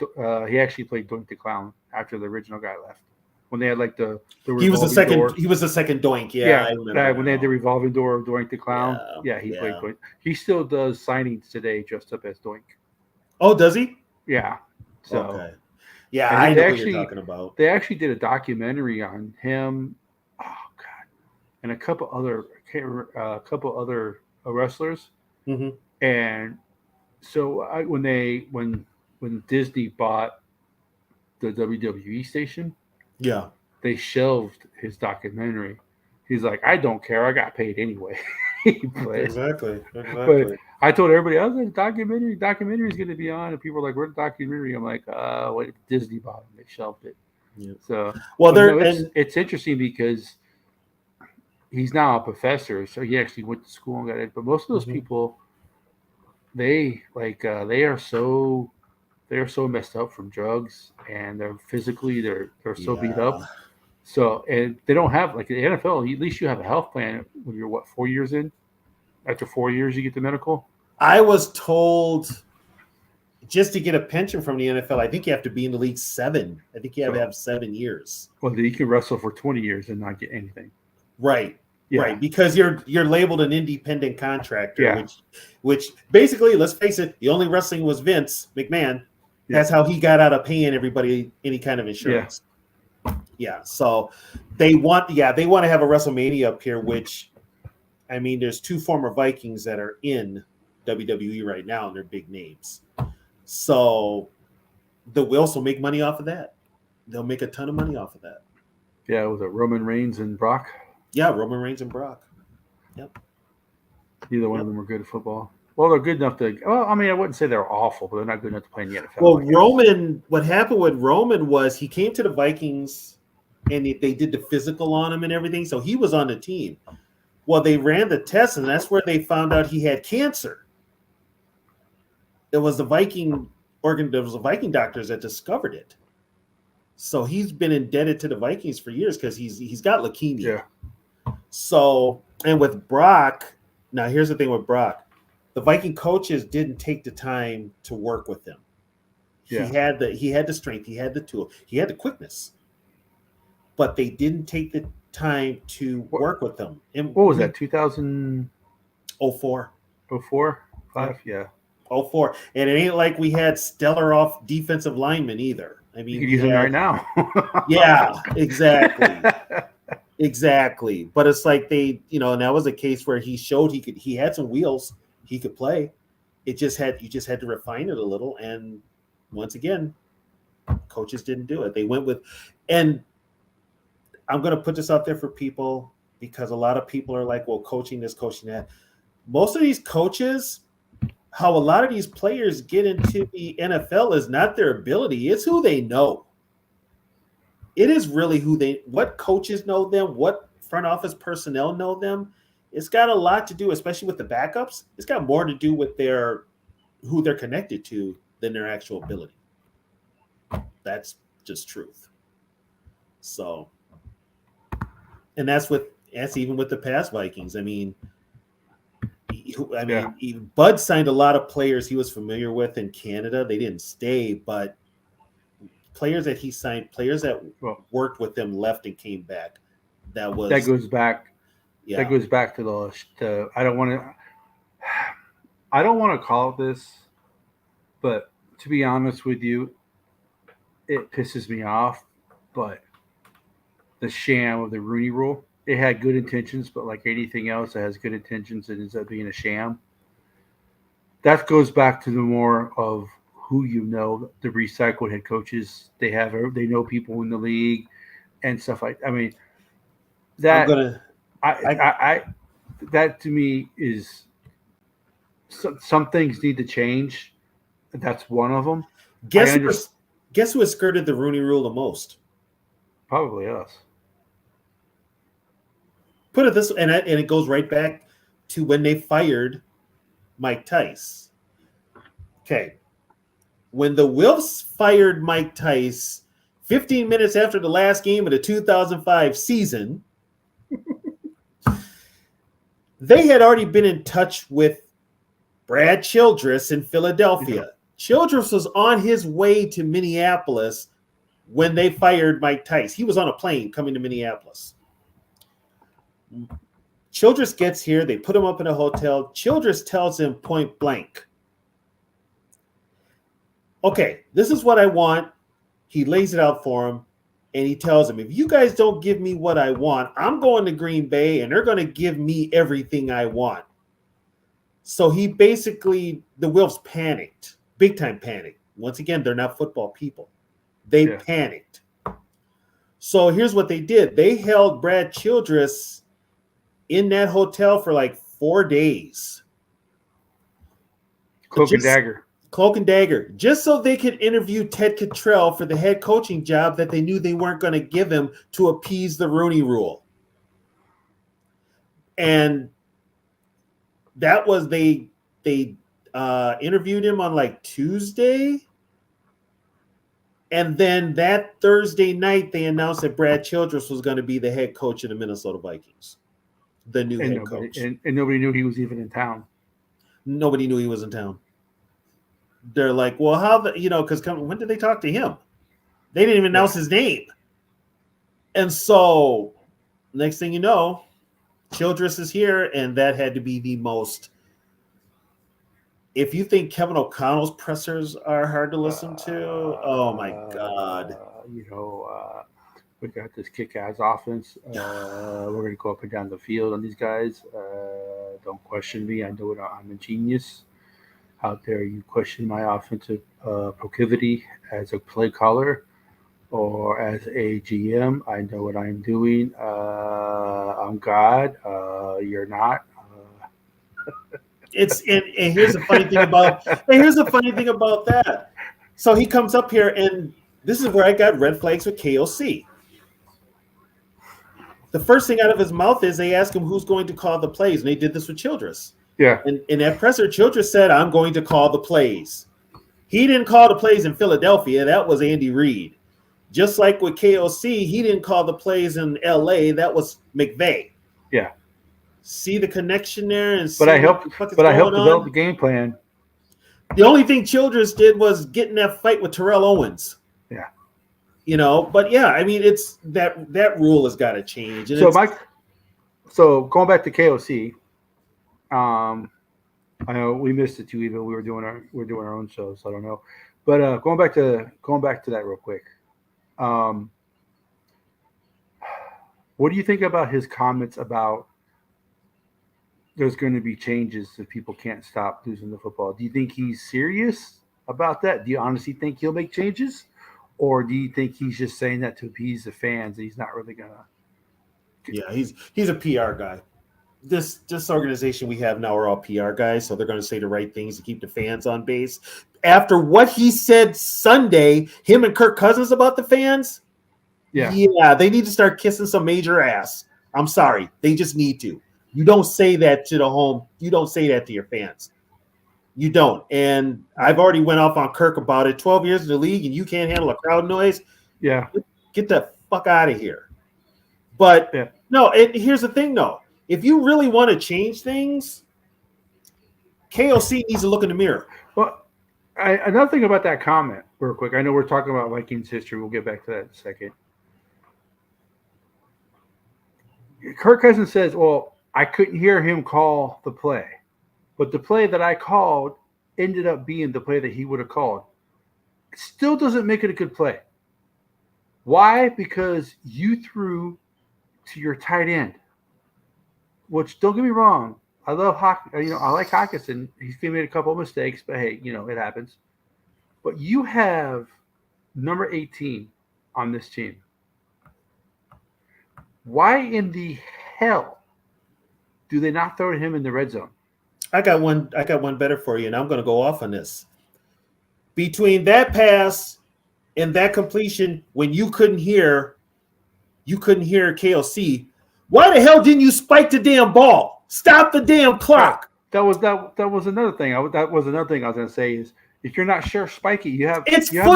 It's football 101. Any friggin' person, anybody that plays quarterback knows when time is running down, you don't have time or timeouts, spike the damn ball. It's not rocket science, but yet Kirk Cousins, and this is where I get on Kirk, throw out the yards, throw out how pretty of a pass he throws and all that other bullshit, excuse my language. It comes down to leadership. And if you couldn't hear what was being sent in, you get that damn offense up to the line, you hurry up, you snap the ball, and you spike the ball. You still got time to get the play. Not only that, if he would have spiked the ball, they had time for 2 plays because there was like 24 seconds left. Right. Regardless, they still had time. They wasted 14 seconds. As a veteran quarterback, which Kirk is, how many years in the league? Too many. 12, I think. 12 years. You should know right away. Your brain should be telling you, get up here, spike the ball, spike the ball, spike the ball. You and I have talked, off air, on air, when we first started this thing, you and I were opposite spectrums on Cousins. You're like, we can't with him. I'm like, well, if you put the right stuff around him, we can win. We can win with him. I no longer believe that. But the way that he's playing this year, yes, he's got more passing yards this year. He's on pace for 6,100 yards, whatever Dave says. Yeah, we're also on I don't pace. care. We're also I don't for care. 4 wins. I don't care. Yeah, it doesn't matter. Only thing he's doing now is padding his stats for his resume when he goes to another team. And his age is going to make it hard to sign him. Right. Now, if he was younger, if he was 24, 25, okay, coach him up. You can change some of those things. But he is what he is, man. He's 35. He's not gonna change anything. What you've got with Kirk is all you're going to have with Kirk. This is Kirk now. Yeah. You can't change him. You can't mold. Kirk is who he is. Now, he's too old. Is it 100% his fault? No. No. The organization is to blame for that because they're not putting the pieces around. Here's the problem. And like I've said before, which people just don't get it. Use your brain, people. If you know football, you know this. You know what Kirk Cousins is good at. As a coach, you should know what he's good at. So what do? You put a game plan around him that works to his strengths, not his weaknesses. You put a game plan to that. But once again, you have coaches that are like, okay, in my game plan, he'll succeed, blah, blah, blah, blah, blah. Yeah, in your game plan, he's getting his ass kicked every Sunday because your offensive line sucks.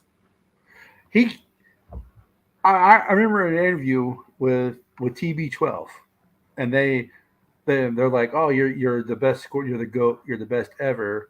And they're like, you're really, you're really, what makes you good? What are you good at? He goes, I'm good at the play action, because there's very few quarterbacks that can do a play action, turn their back to the defense, turn around and make a great play. And then the interview goes, well, are you the best at it? He goes, no. He goes, that guy in Minnesota is the best play action quarterback in the NFL.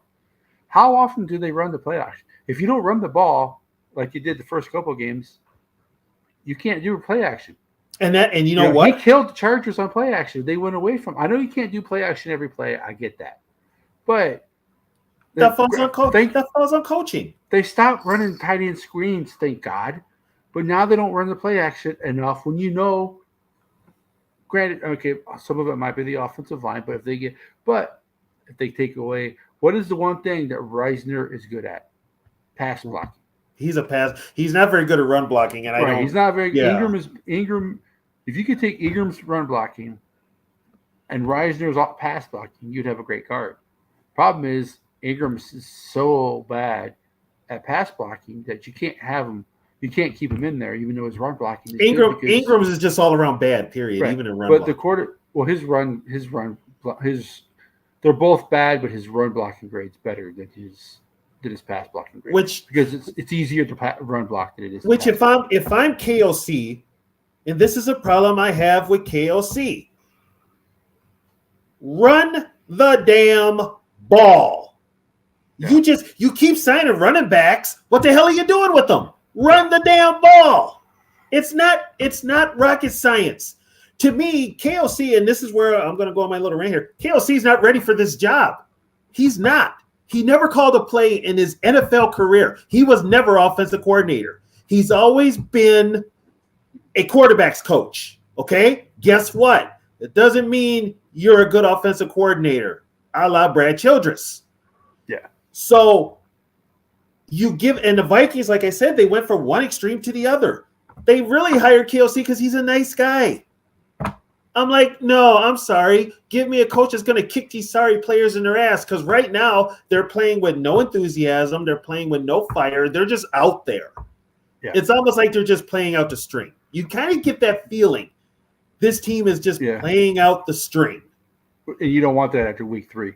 So, Too Evil. I don't know if you were in here earlier when we talked about this. Oh, he's a problem. Grigsby is a problem. I did ask Tony with the history of the Vikings front office, because that was the premise of our show, was the Vikings' worst seasons and how the front office can dictate that they don't continue to be in purgatory and be a bad team. Because, like I said, only once in their history have they gone 3 seasons with losing records. They always have 2, then they go on a win, then they go on a streak where they win multiple years in a row with winning, then they revert back. But it's very few and far between where they have multiple losing seasons. But they have always had a good front office. And the reason they were bad was because they tore it down as much as they could to bring it back up. Even with Grigsby, I think it's Grigson. I don't know if it's Grigsby. It's Grigsby. It's Grigsby. So it is Grigsby. Okay. Mm-hmm. I asked him earlier, is this the worst front office the Vikings have ever had? And Tony's answer was, hell yeah. And the reason why it is because they only have one football guy, and the one football guy they have sucks. The one football guy they have caused one of the best quarterbacks ever to retire because he got tired of getting hit. So, and I know Grigsby wants Kwesi to fail because he wants his job. So, I don't want either one of them. If Kwesi, I'll give Kwesi one more year with his draft. Because, like you said, crapshoot's 50-50, but if you have one draft where everybody misses, and then your next draft you only have one guy so far that's done anything. That's a flop. That's a flop. You know, and then if your third year, you only have, so let's say in 3 drafts you only have 2 guys that contribute.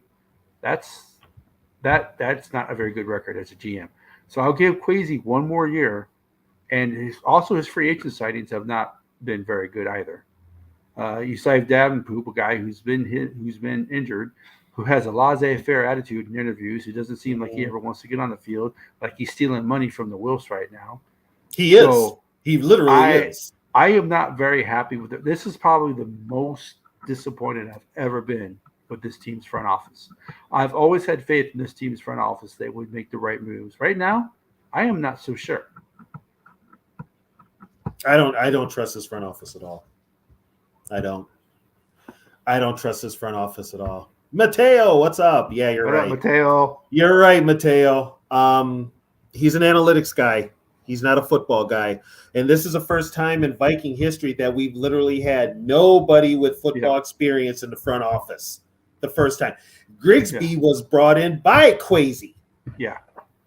So right now, that whole committee thing that they said they were going to do, basically they're listening to Grigsby because the guys that are there don't know football, and that's the problem. That's the problem. And KOC, I know a lot of fans like him. A lot of fans are like, I'm going to give him a chance, blah, blah, blah. Nah, I'm done with you, dude. I'm done. Your play calling sucks. This team is not prepared on Sundays. You might be a great guy, but you're terrible as a coach. 10 days off. 10 days off, and you come out looking like that. 10 days off. Yes. You can say what you want about Zimmer, but when the Vikings had a bye week or they played on a Thursday night and the next week, they were always almost pretty. They hardly ever lost a bye week coming back from bye week with Zimmer. Yeah. This team is too soft. Yeah.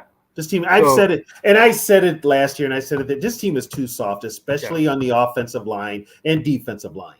So going to this question, too evil. The one thing that I would change in the organization right now is somebody to get in the Wilf's ear, give them a big swift kick in the ass, and say, "Hey, it's okay to rebuild. You don't got to be good every year. The Vikings fans are not going anywhere."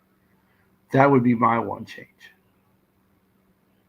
It's going to take, in order for Viking fans to stop going to the game, it's going to take something drastic. Yeah.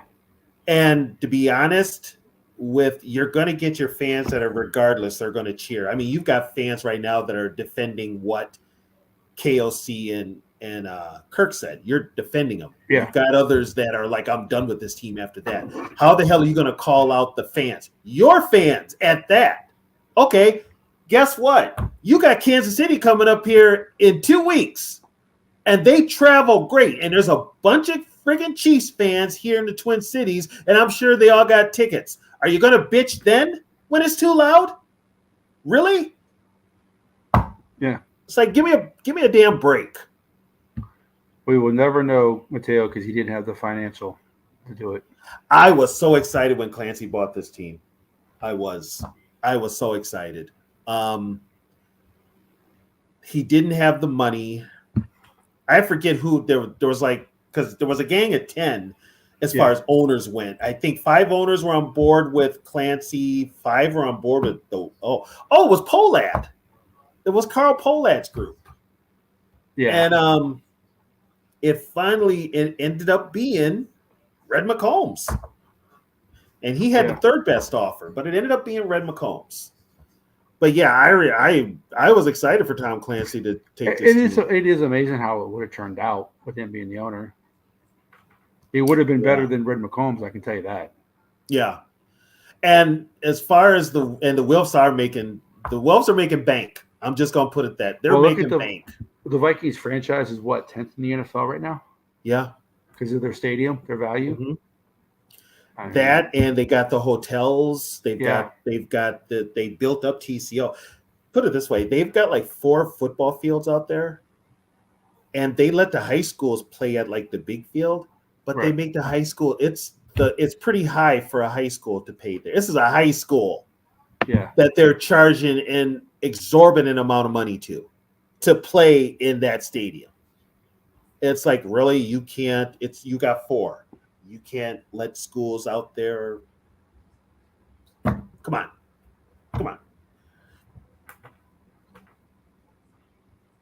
All right, so we got this question from Angel. Exactly, he is. Exactly, he is a math. He's an analytics guy. That's kind of where sports is going now. You're not going to have, very few teams have like football guys in their front office or even as a GM.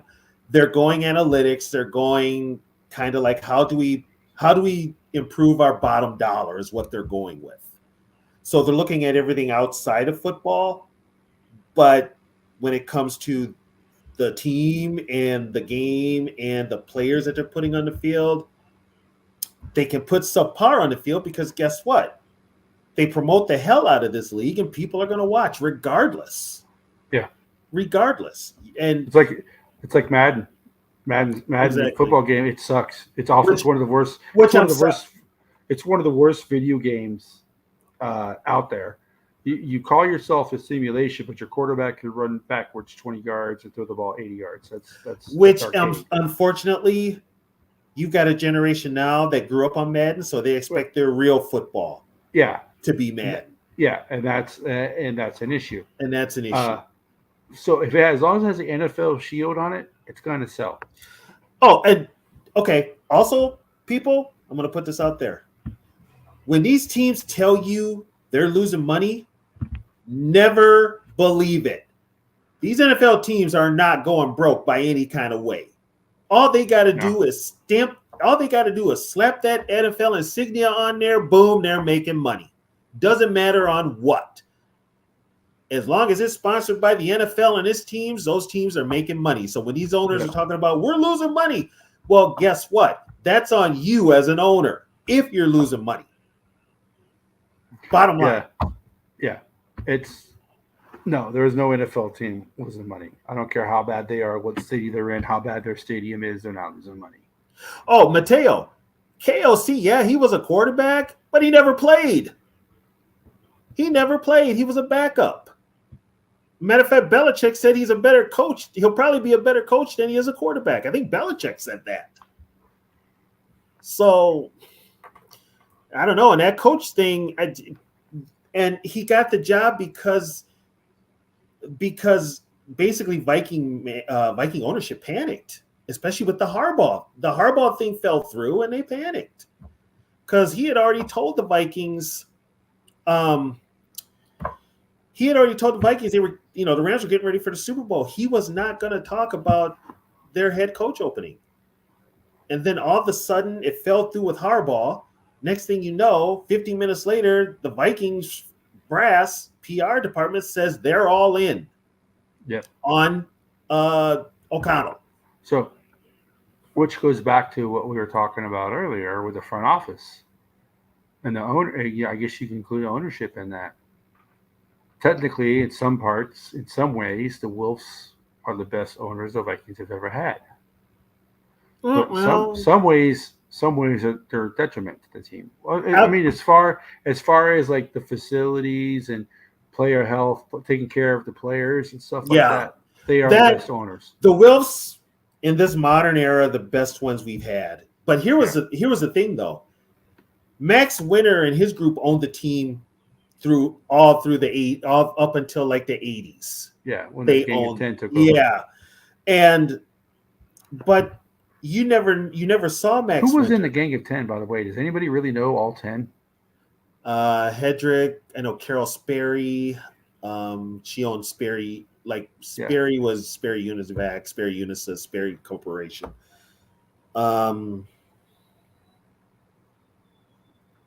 I don't remember. Only two I know are Hedrick and Sperry. There were others too.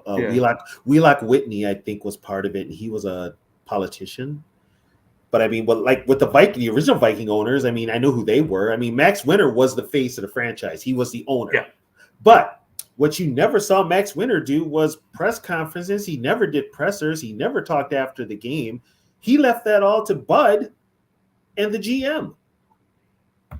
So he was invisible. We knew who he was, but he was invisible. I think the only time I heard a lot about Max Winter was when Bud Grant came back. And they had both Max and Mike Lynn at the press conference, and Bud sat between them. And they kept asking there he is, Max Winter. They kept asking Bud, what made you come back to the Minnesota Vikings? And he kept saying, I think Winter was on his right. He said, demand to my right. And that was Max Winter. Yeah. But we never heard about the owners. And then, Max's health. And then Max, I think, sold his portion of ownership to the Polads. And Fran Tarkenton was part of that, and that was in the 80s. And Mike Lynn put up a stink about that. And so he wanted to be owner himself, right? He wanted to be owner himself, but they had a big thing about that. Oh, let me back up here. We talked about Jim Finks, right? Yes. Okay. The greatest front office guy we've had. The only real football guy we've had. Yeah. Jim Finks. After the 73 season, the Vikings went to the Super Bowl. Jim Finks approached Max Winter and wanted part ownership in the team. Max Winter wouldn't give it to him. Max was he was a jerk like that. Yeah. Well, guess what? Finks resigned. He resigned. He said, okay, I'm done. And Winter turned it around and gave it to Mike Lynn. There was a connection between him and Mike Lynn. I forget what it was, but Mike Lynn got blackmail. Mike Lynn had blackmail on him or something. Probably. I don't know. It's something. Had to be. Okay, Finks. Flynn? Yeah, Finks and Lynn. It just, and what happened was, Jim left, but right away, guess who signed him? George Halas and the Bears. So, up he until built the '85 team, did he? Yeah. He built that. And he's also the reason. There were 3 reasons Alan Page, after he got cut, ended up in Chicago: Jim Finks, Neil Armstrong, Buddy Ryan. Yep. That's why Alan ended up in Chicago. Not the astronaut. Not the astronaut. He wasn't a football coach as well. Yep. But yeah, I mean, Mike Lynn, and then he makes the trade for the Herschel Walker thing, and it all falls apart. But it had kind of fallen apart before then with Mike Lynn. He wouldn't sign players. When the USFL folded, he signed those players. But then he wouldn't give Joey Browner a new contract. He wouldn't give I'm sorry, but it was so wrong. Even though I bought one, but it was so wrong seeing Browner in the creamsicle Buccaneers uniform. Yeah, and the reason we let him go was because he failed his physical. That's why we let him go, because he failed his physical. I think Denny wanted to move on from him anyway, but yeah, he failed his physical. Either one of those 2 guys would have been better than what we have now. But the problem is, Mike Zimmer, they wanted to get so far away from the atmosphere that Zimmer was creating that they were so afraid that Harbaugh, and I'm not so much about Raheem Morris, but definitely Harbaugh is a tough. Harbaugh's old school coach. Yeah. And when you have a player who's no longer here, who complains about somebody not saying hi to them when they're walking down the hallway, you can't have someone like Harbaugh as your head coach. And like I said, guess what, you soft little pansy? If you had played back in the day, Bud Grant never talked to anybody. Yeah. He never talked. I've told this story before. I talked to Bob Lertzema, the former Viking. He told me Bud Grant never talked to him. Bud Grant didn't talk to him. He was on that team for 5 years. Bud didn't talk to him until he told him he was traded to Seattle, and he told him over the phone. I mean, come on, people. But Harbaugh he was that old school dude. He was. Yeah.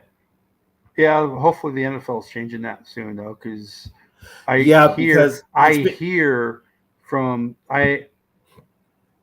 in IT, so I know a lot of people who program games and stuff like that. I hear that the NFL is seriously, for the first time in about 20 years, thinking about opening up the licensing to either more than one game company or let somebody else bid on it, because it used to be more than one.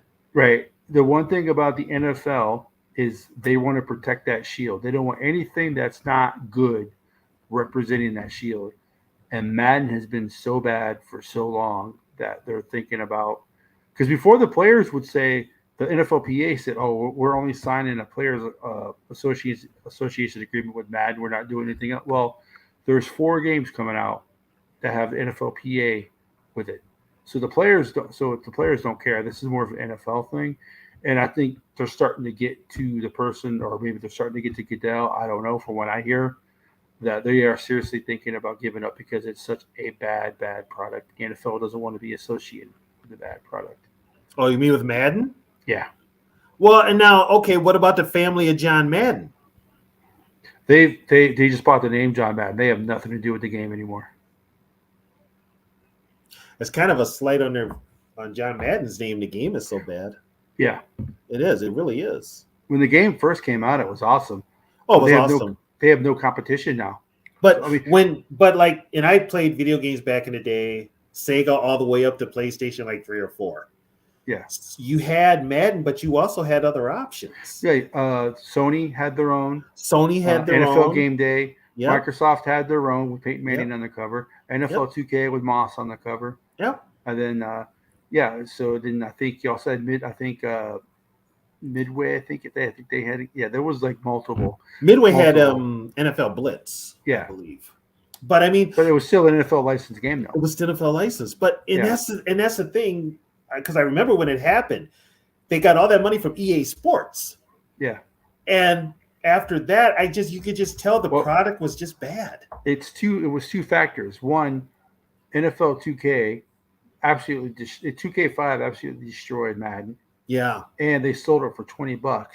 So that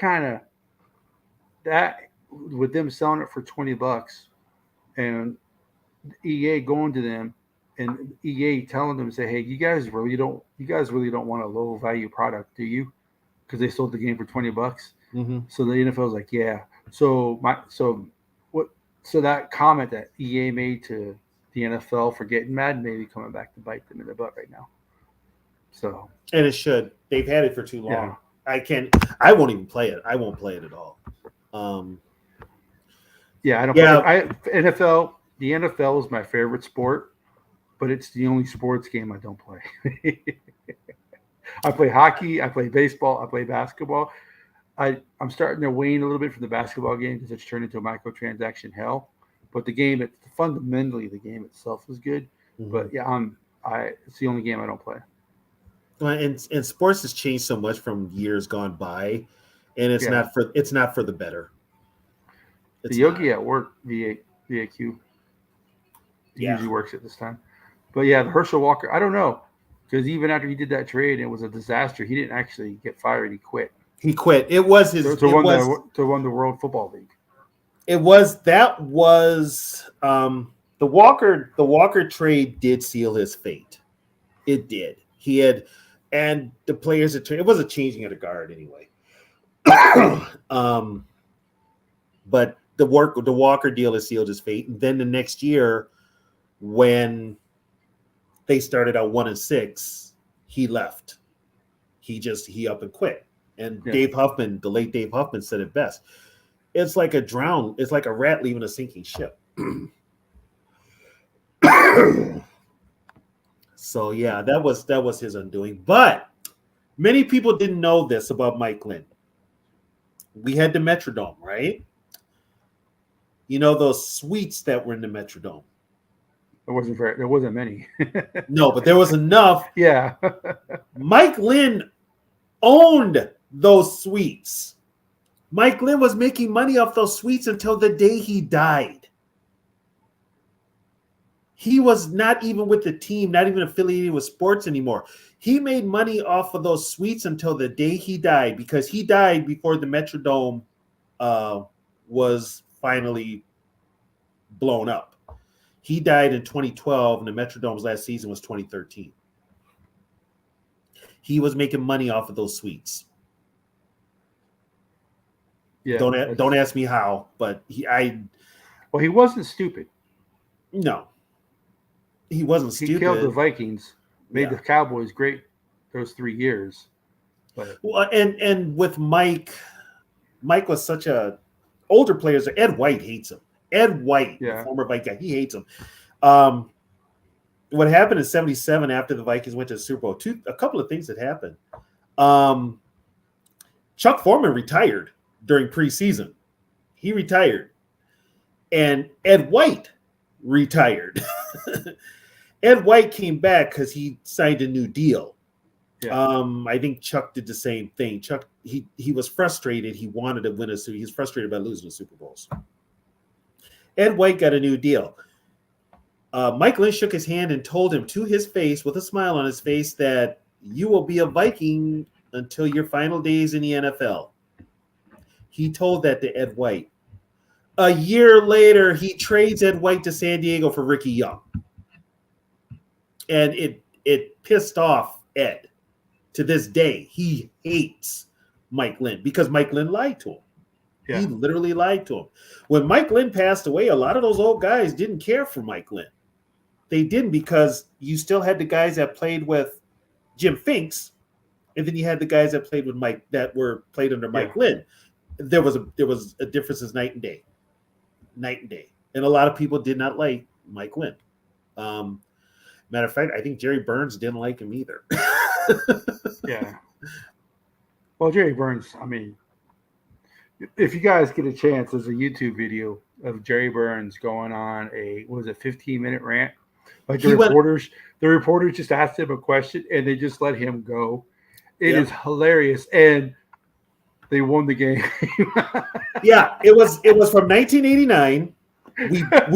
We beat the Rams in overtime. Mike Merriweather blocked a punt and it went out of the end zone. That was like the only game to end on in a safety until recently. So it was. I remember watching the game too. One reporter asked. That's when he got carried off the field, right? Mike, who? Merriweather? Linebacker? Yeah, Merriweather. That's when he got carried off the field.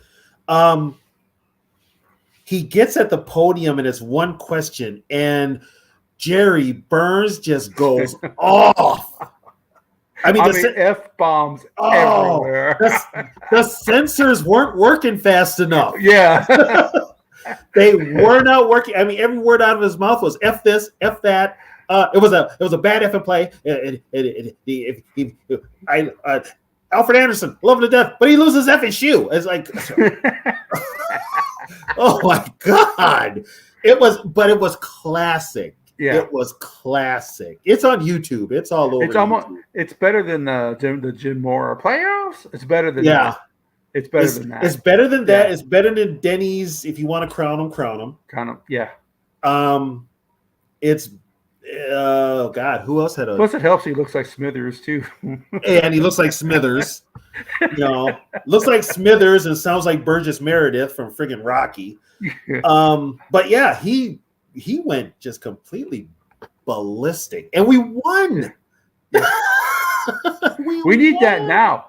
Yeah, we need that now. Not the unicorns and rainbows that we have now. Oh, and with PR, whoever's the PR machine is at TCO for the Vikings, they should be getting paid top dollar because they're spewing some stuff out there, and they've got part of this fan base just eating it up. It's the most critical thing I've heard out of KOC is talking about benching players if they don't hold on to the ball. What does that tell you? What does that tell you? But the question is, will he really do it? I don't think he's got it in him. I don't think he's got it in him. So we're about to end it here. So for the review, when it comes to bad seasons, the Vikings have only had 5 seasons in their history where they've had 3 wins or less. They've only had one time in their whole history where they've had 3 seasons in a row where they were below 500. They've only had one season where they've won only 4 games, and they've only had, I think it's 3 seasons where they won only 5 games. All other seasons they've been 6-10 or better. So they have never been really bad for a very long time, which is why they've only had the first pick ever in the draft twice, 61 when they drafted Mason, and I think it was 68 when they drafted Yeri, correct? I think so. That's correct. Yeah, 68. Yeah. So that's it for first picks for the Vikings ever in their history. And also, I want to point this out. The 61 draft was separate. The NFL had a draft and the AFL had a draft. 68 was, I think, like the second year that the drafts were combined. So they had the top draft over everybody in the league, in both leagues. Yeah, because they went 3-8-3. Yeah, they went 3-8-3 the year before. And that was Bud's first year. Yeah. So I see Carl Eller and it says GH. What award is that? What does it say? It says Carl Eller GH, Alan Page won GH. Like I could say Chuck Foreman was offensive rookie of the year in 73. Alan Page also won an award for GH. I wonder what that is. Alan Page won the award for he was the most valuable player in 71. G8. Oh God. Yeah. What does because it say? Alan Page won MVP Defensive Rookie of the Year in the UPI NFC award in 71. And then Carl Eller He- got GH. I wonder. Does it say? Oh, it says right. GH Uh, is Newspaper Enterprise Association. Okay. that was another award thing. Yeah, Some of that was those, a lot of those award things are gone now. yeah, that ended in '98. Reggie White was the last to win it. And hey, if you're gonna, that's a good one to win it for last. So, Yep. so basically, the Vikings' history is one of above mediocrity. It's not horrible. It's not great, but it's not 500 better. It's not 500 football either. It's right before that. It's above that. Front offices have always been good. The front office now is not. Um, This is the worst front office. This is the so worst. people are worried about the Vikings being in purgatory if they blow it up. With this front office, for the first time, that may come true. But history says otherwise. So I don't know where to go on this. Put it this way: unless you get football people that know what they're doing, and I'm not talking about Grigsby, Right. somebody that's got some sort of that knows how to wheel and deal. Quezzy can't do it. Quezzy will get Quezzy. I mean, phones will be ringing off the hook. Quezzy will give up the whole team for 6-round draft choices. You've got to get somebody that knows football, that knows how to make deals. Most of all, though, this team has to clear a ton of cap space and clear up some money to want to get players in here. And that's the whole thing, because you're going to have to build through the part of the draft, but you're going to have to get free agents that want to come here. And the free agents we've got have been duds. I'm just going to put it like this. Zadarius was good till he broke down, but they've been duds. I mean, Lowry is terrible, and Davenport can't even get on the field, but he's probably terrible anyway. Hicks was an Equasi signing, was he? Yes. Hicks Yeah. was. So Yes. he's been okay. He's the only one. Yeah. He's really the only one. And we'll see how Reisner does. Right. We'll see how Reisner does, but you've got to get some stability at the top. We don't have that. That's the one thing they've always had as a franchise. You had one person calling the shots, whether it was Spielman or Lynn or Zimmer. Even during the Gang of 10 days, it was like Gary Woods. It was Jeff Diamond. You even had Denny Green calling shots. So yeah, Jeff Diamond was the GM before Dennis Green, right? Yes. I think what happened was Denny finagled his way in there to be the GM, and it kind of left out Jeff Diamond, and that was when McCombs bought the team. Yeah. So it's going to take. We have to get football people. Now, Viking fans, I'm just going to tell you right now, if we are bad for the rest of the year, and we're bad, there's no guarantee we're going to be bad for 2 or 3 years, but we could be 500 or lower. Just brace for that, because that could happen. This team has a lot of holes that they need to Even Swiss upgrade. cheese success. He goes, damn, you got a lot of holes. Yeah, no kidding. Yeah, exactly. I mean, this team has a ton of them on both sides of the ball. You need leadership, you need players, you need a scheme that works, that fits the personnel you have. You need direction in the front office. There's a lot of needs on this team. So all I can say basically is be patient. This will test your patience, Vikings fans. This will test your patience. Because he is not walking through that door. No, he's not. He's not. The team has gone soft since they don't play here anymore. Very true. Very true. So the team is what it is. A lot of things need to change, but they're the Vikings, and I love them now, and I'll love them to the day I die. We're not going anywhere if you blow it up. But no, I'm a Viking fan until my final breath. Yeah. And I'm not being negative by calling them out. I'm being a real fan by calling them out. Just because I call them out does not mean I hate this team. Means I care. Probably too much. but I want to see this team succeed. I want this team to go back to what it had years ago. I want to see, when you say the Minnesota Vikings, I want people to be like, I don't want to face that team.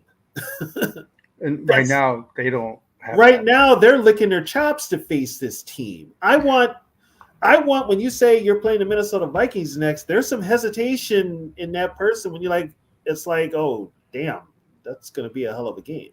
You don't get that now. And I just want that. We as Viking fans, that's all we want. Well, And we want right now, the Titans get that. Titans may not be a great overall team, but you're in for a dogfight when you play them. Just like the Ravens are that way. You're in a dogfight. San Francisco, you're in for a dogfight when you play them. And what's the bottom line? And what's the bottom line for those teams? Look at their coaches. Yeah. Look at their coaches. It's Vrabel's hard as nails. I like Vrabel. What up, Northeast? Yeah. Hey, Northeast. I always you always Shane. catch us that are in, man. Yeah.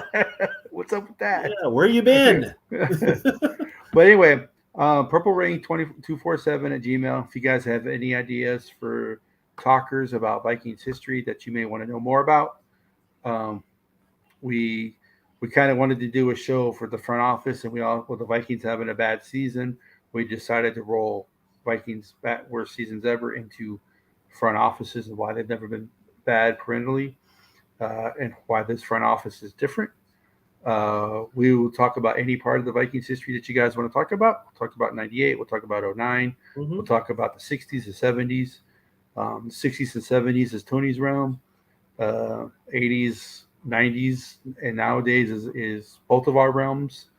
But so yeah, hit us up. We'll talk about anything as long as it's purple history. Any final thoughts, Mr. Tony? A ton of them. Like I said before, Viking fans, there's many that, as far as their history goes, is pretty recent. So what they're seeing right now is they never saw like the standard that was set. Being us older fans that saw the standard set and watching this product now, we hate it. It's not the Viking It's standard. not Viking football. And granted, we don't play outdoors and all this. It's a modern age, but it's still not Viking football. Yeah. And so with that being said, there's a lot of patience involved. You can, as a fan, be critical of this team. You can. It doesn't take away from your fandom at all. You're still a fan. But being critical of this team means you care as a fan. And keep that in mind. So And don't let another fan who thinks that you can't be critical as a fan tell you how to be a fan. No one has the right to tell somebody else how to be a fan. Exactly. If they choose to go duckies and bunnies, that's on them. If you choose to see the reality of the situation and look at everything surrounding this team, and that gives you a better perspective, then good on you, because I'm the same way. But you know what? At the end of the day, bottom line is we are all Viking fans, and we will be Viking fans until we're no longer here. Okay. So with that, let's get on Sunday. It's probably going to be one of the few wins we have this year. So let's go get them and skull. Vikings,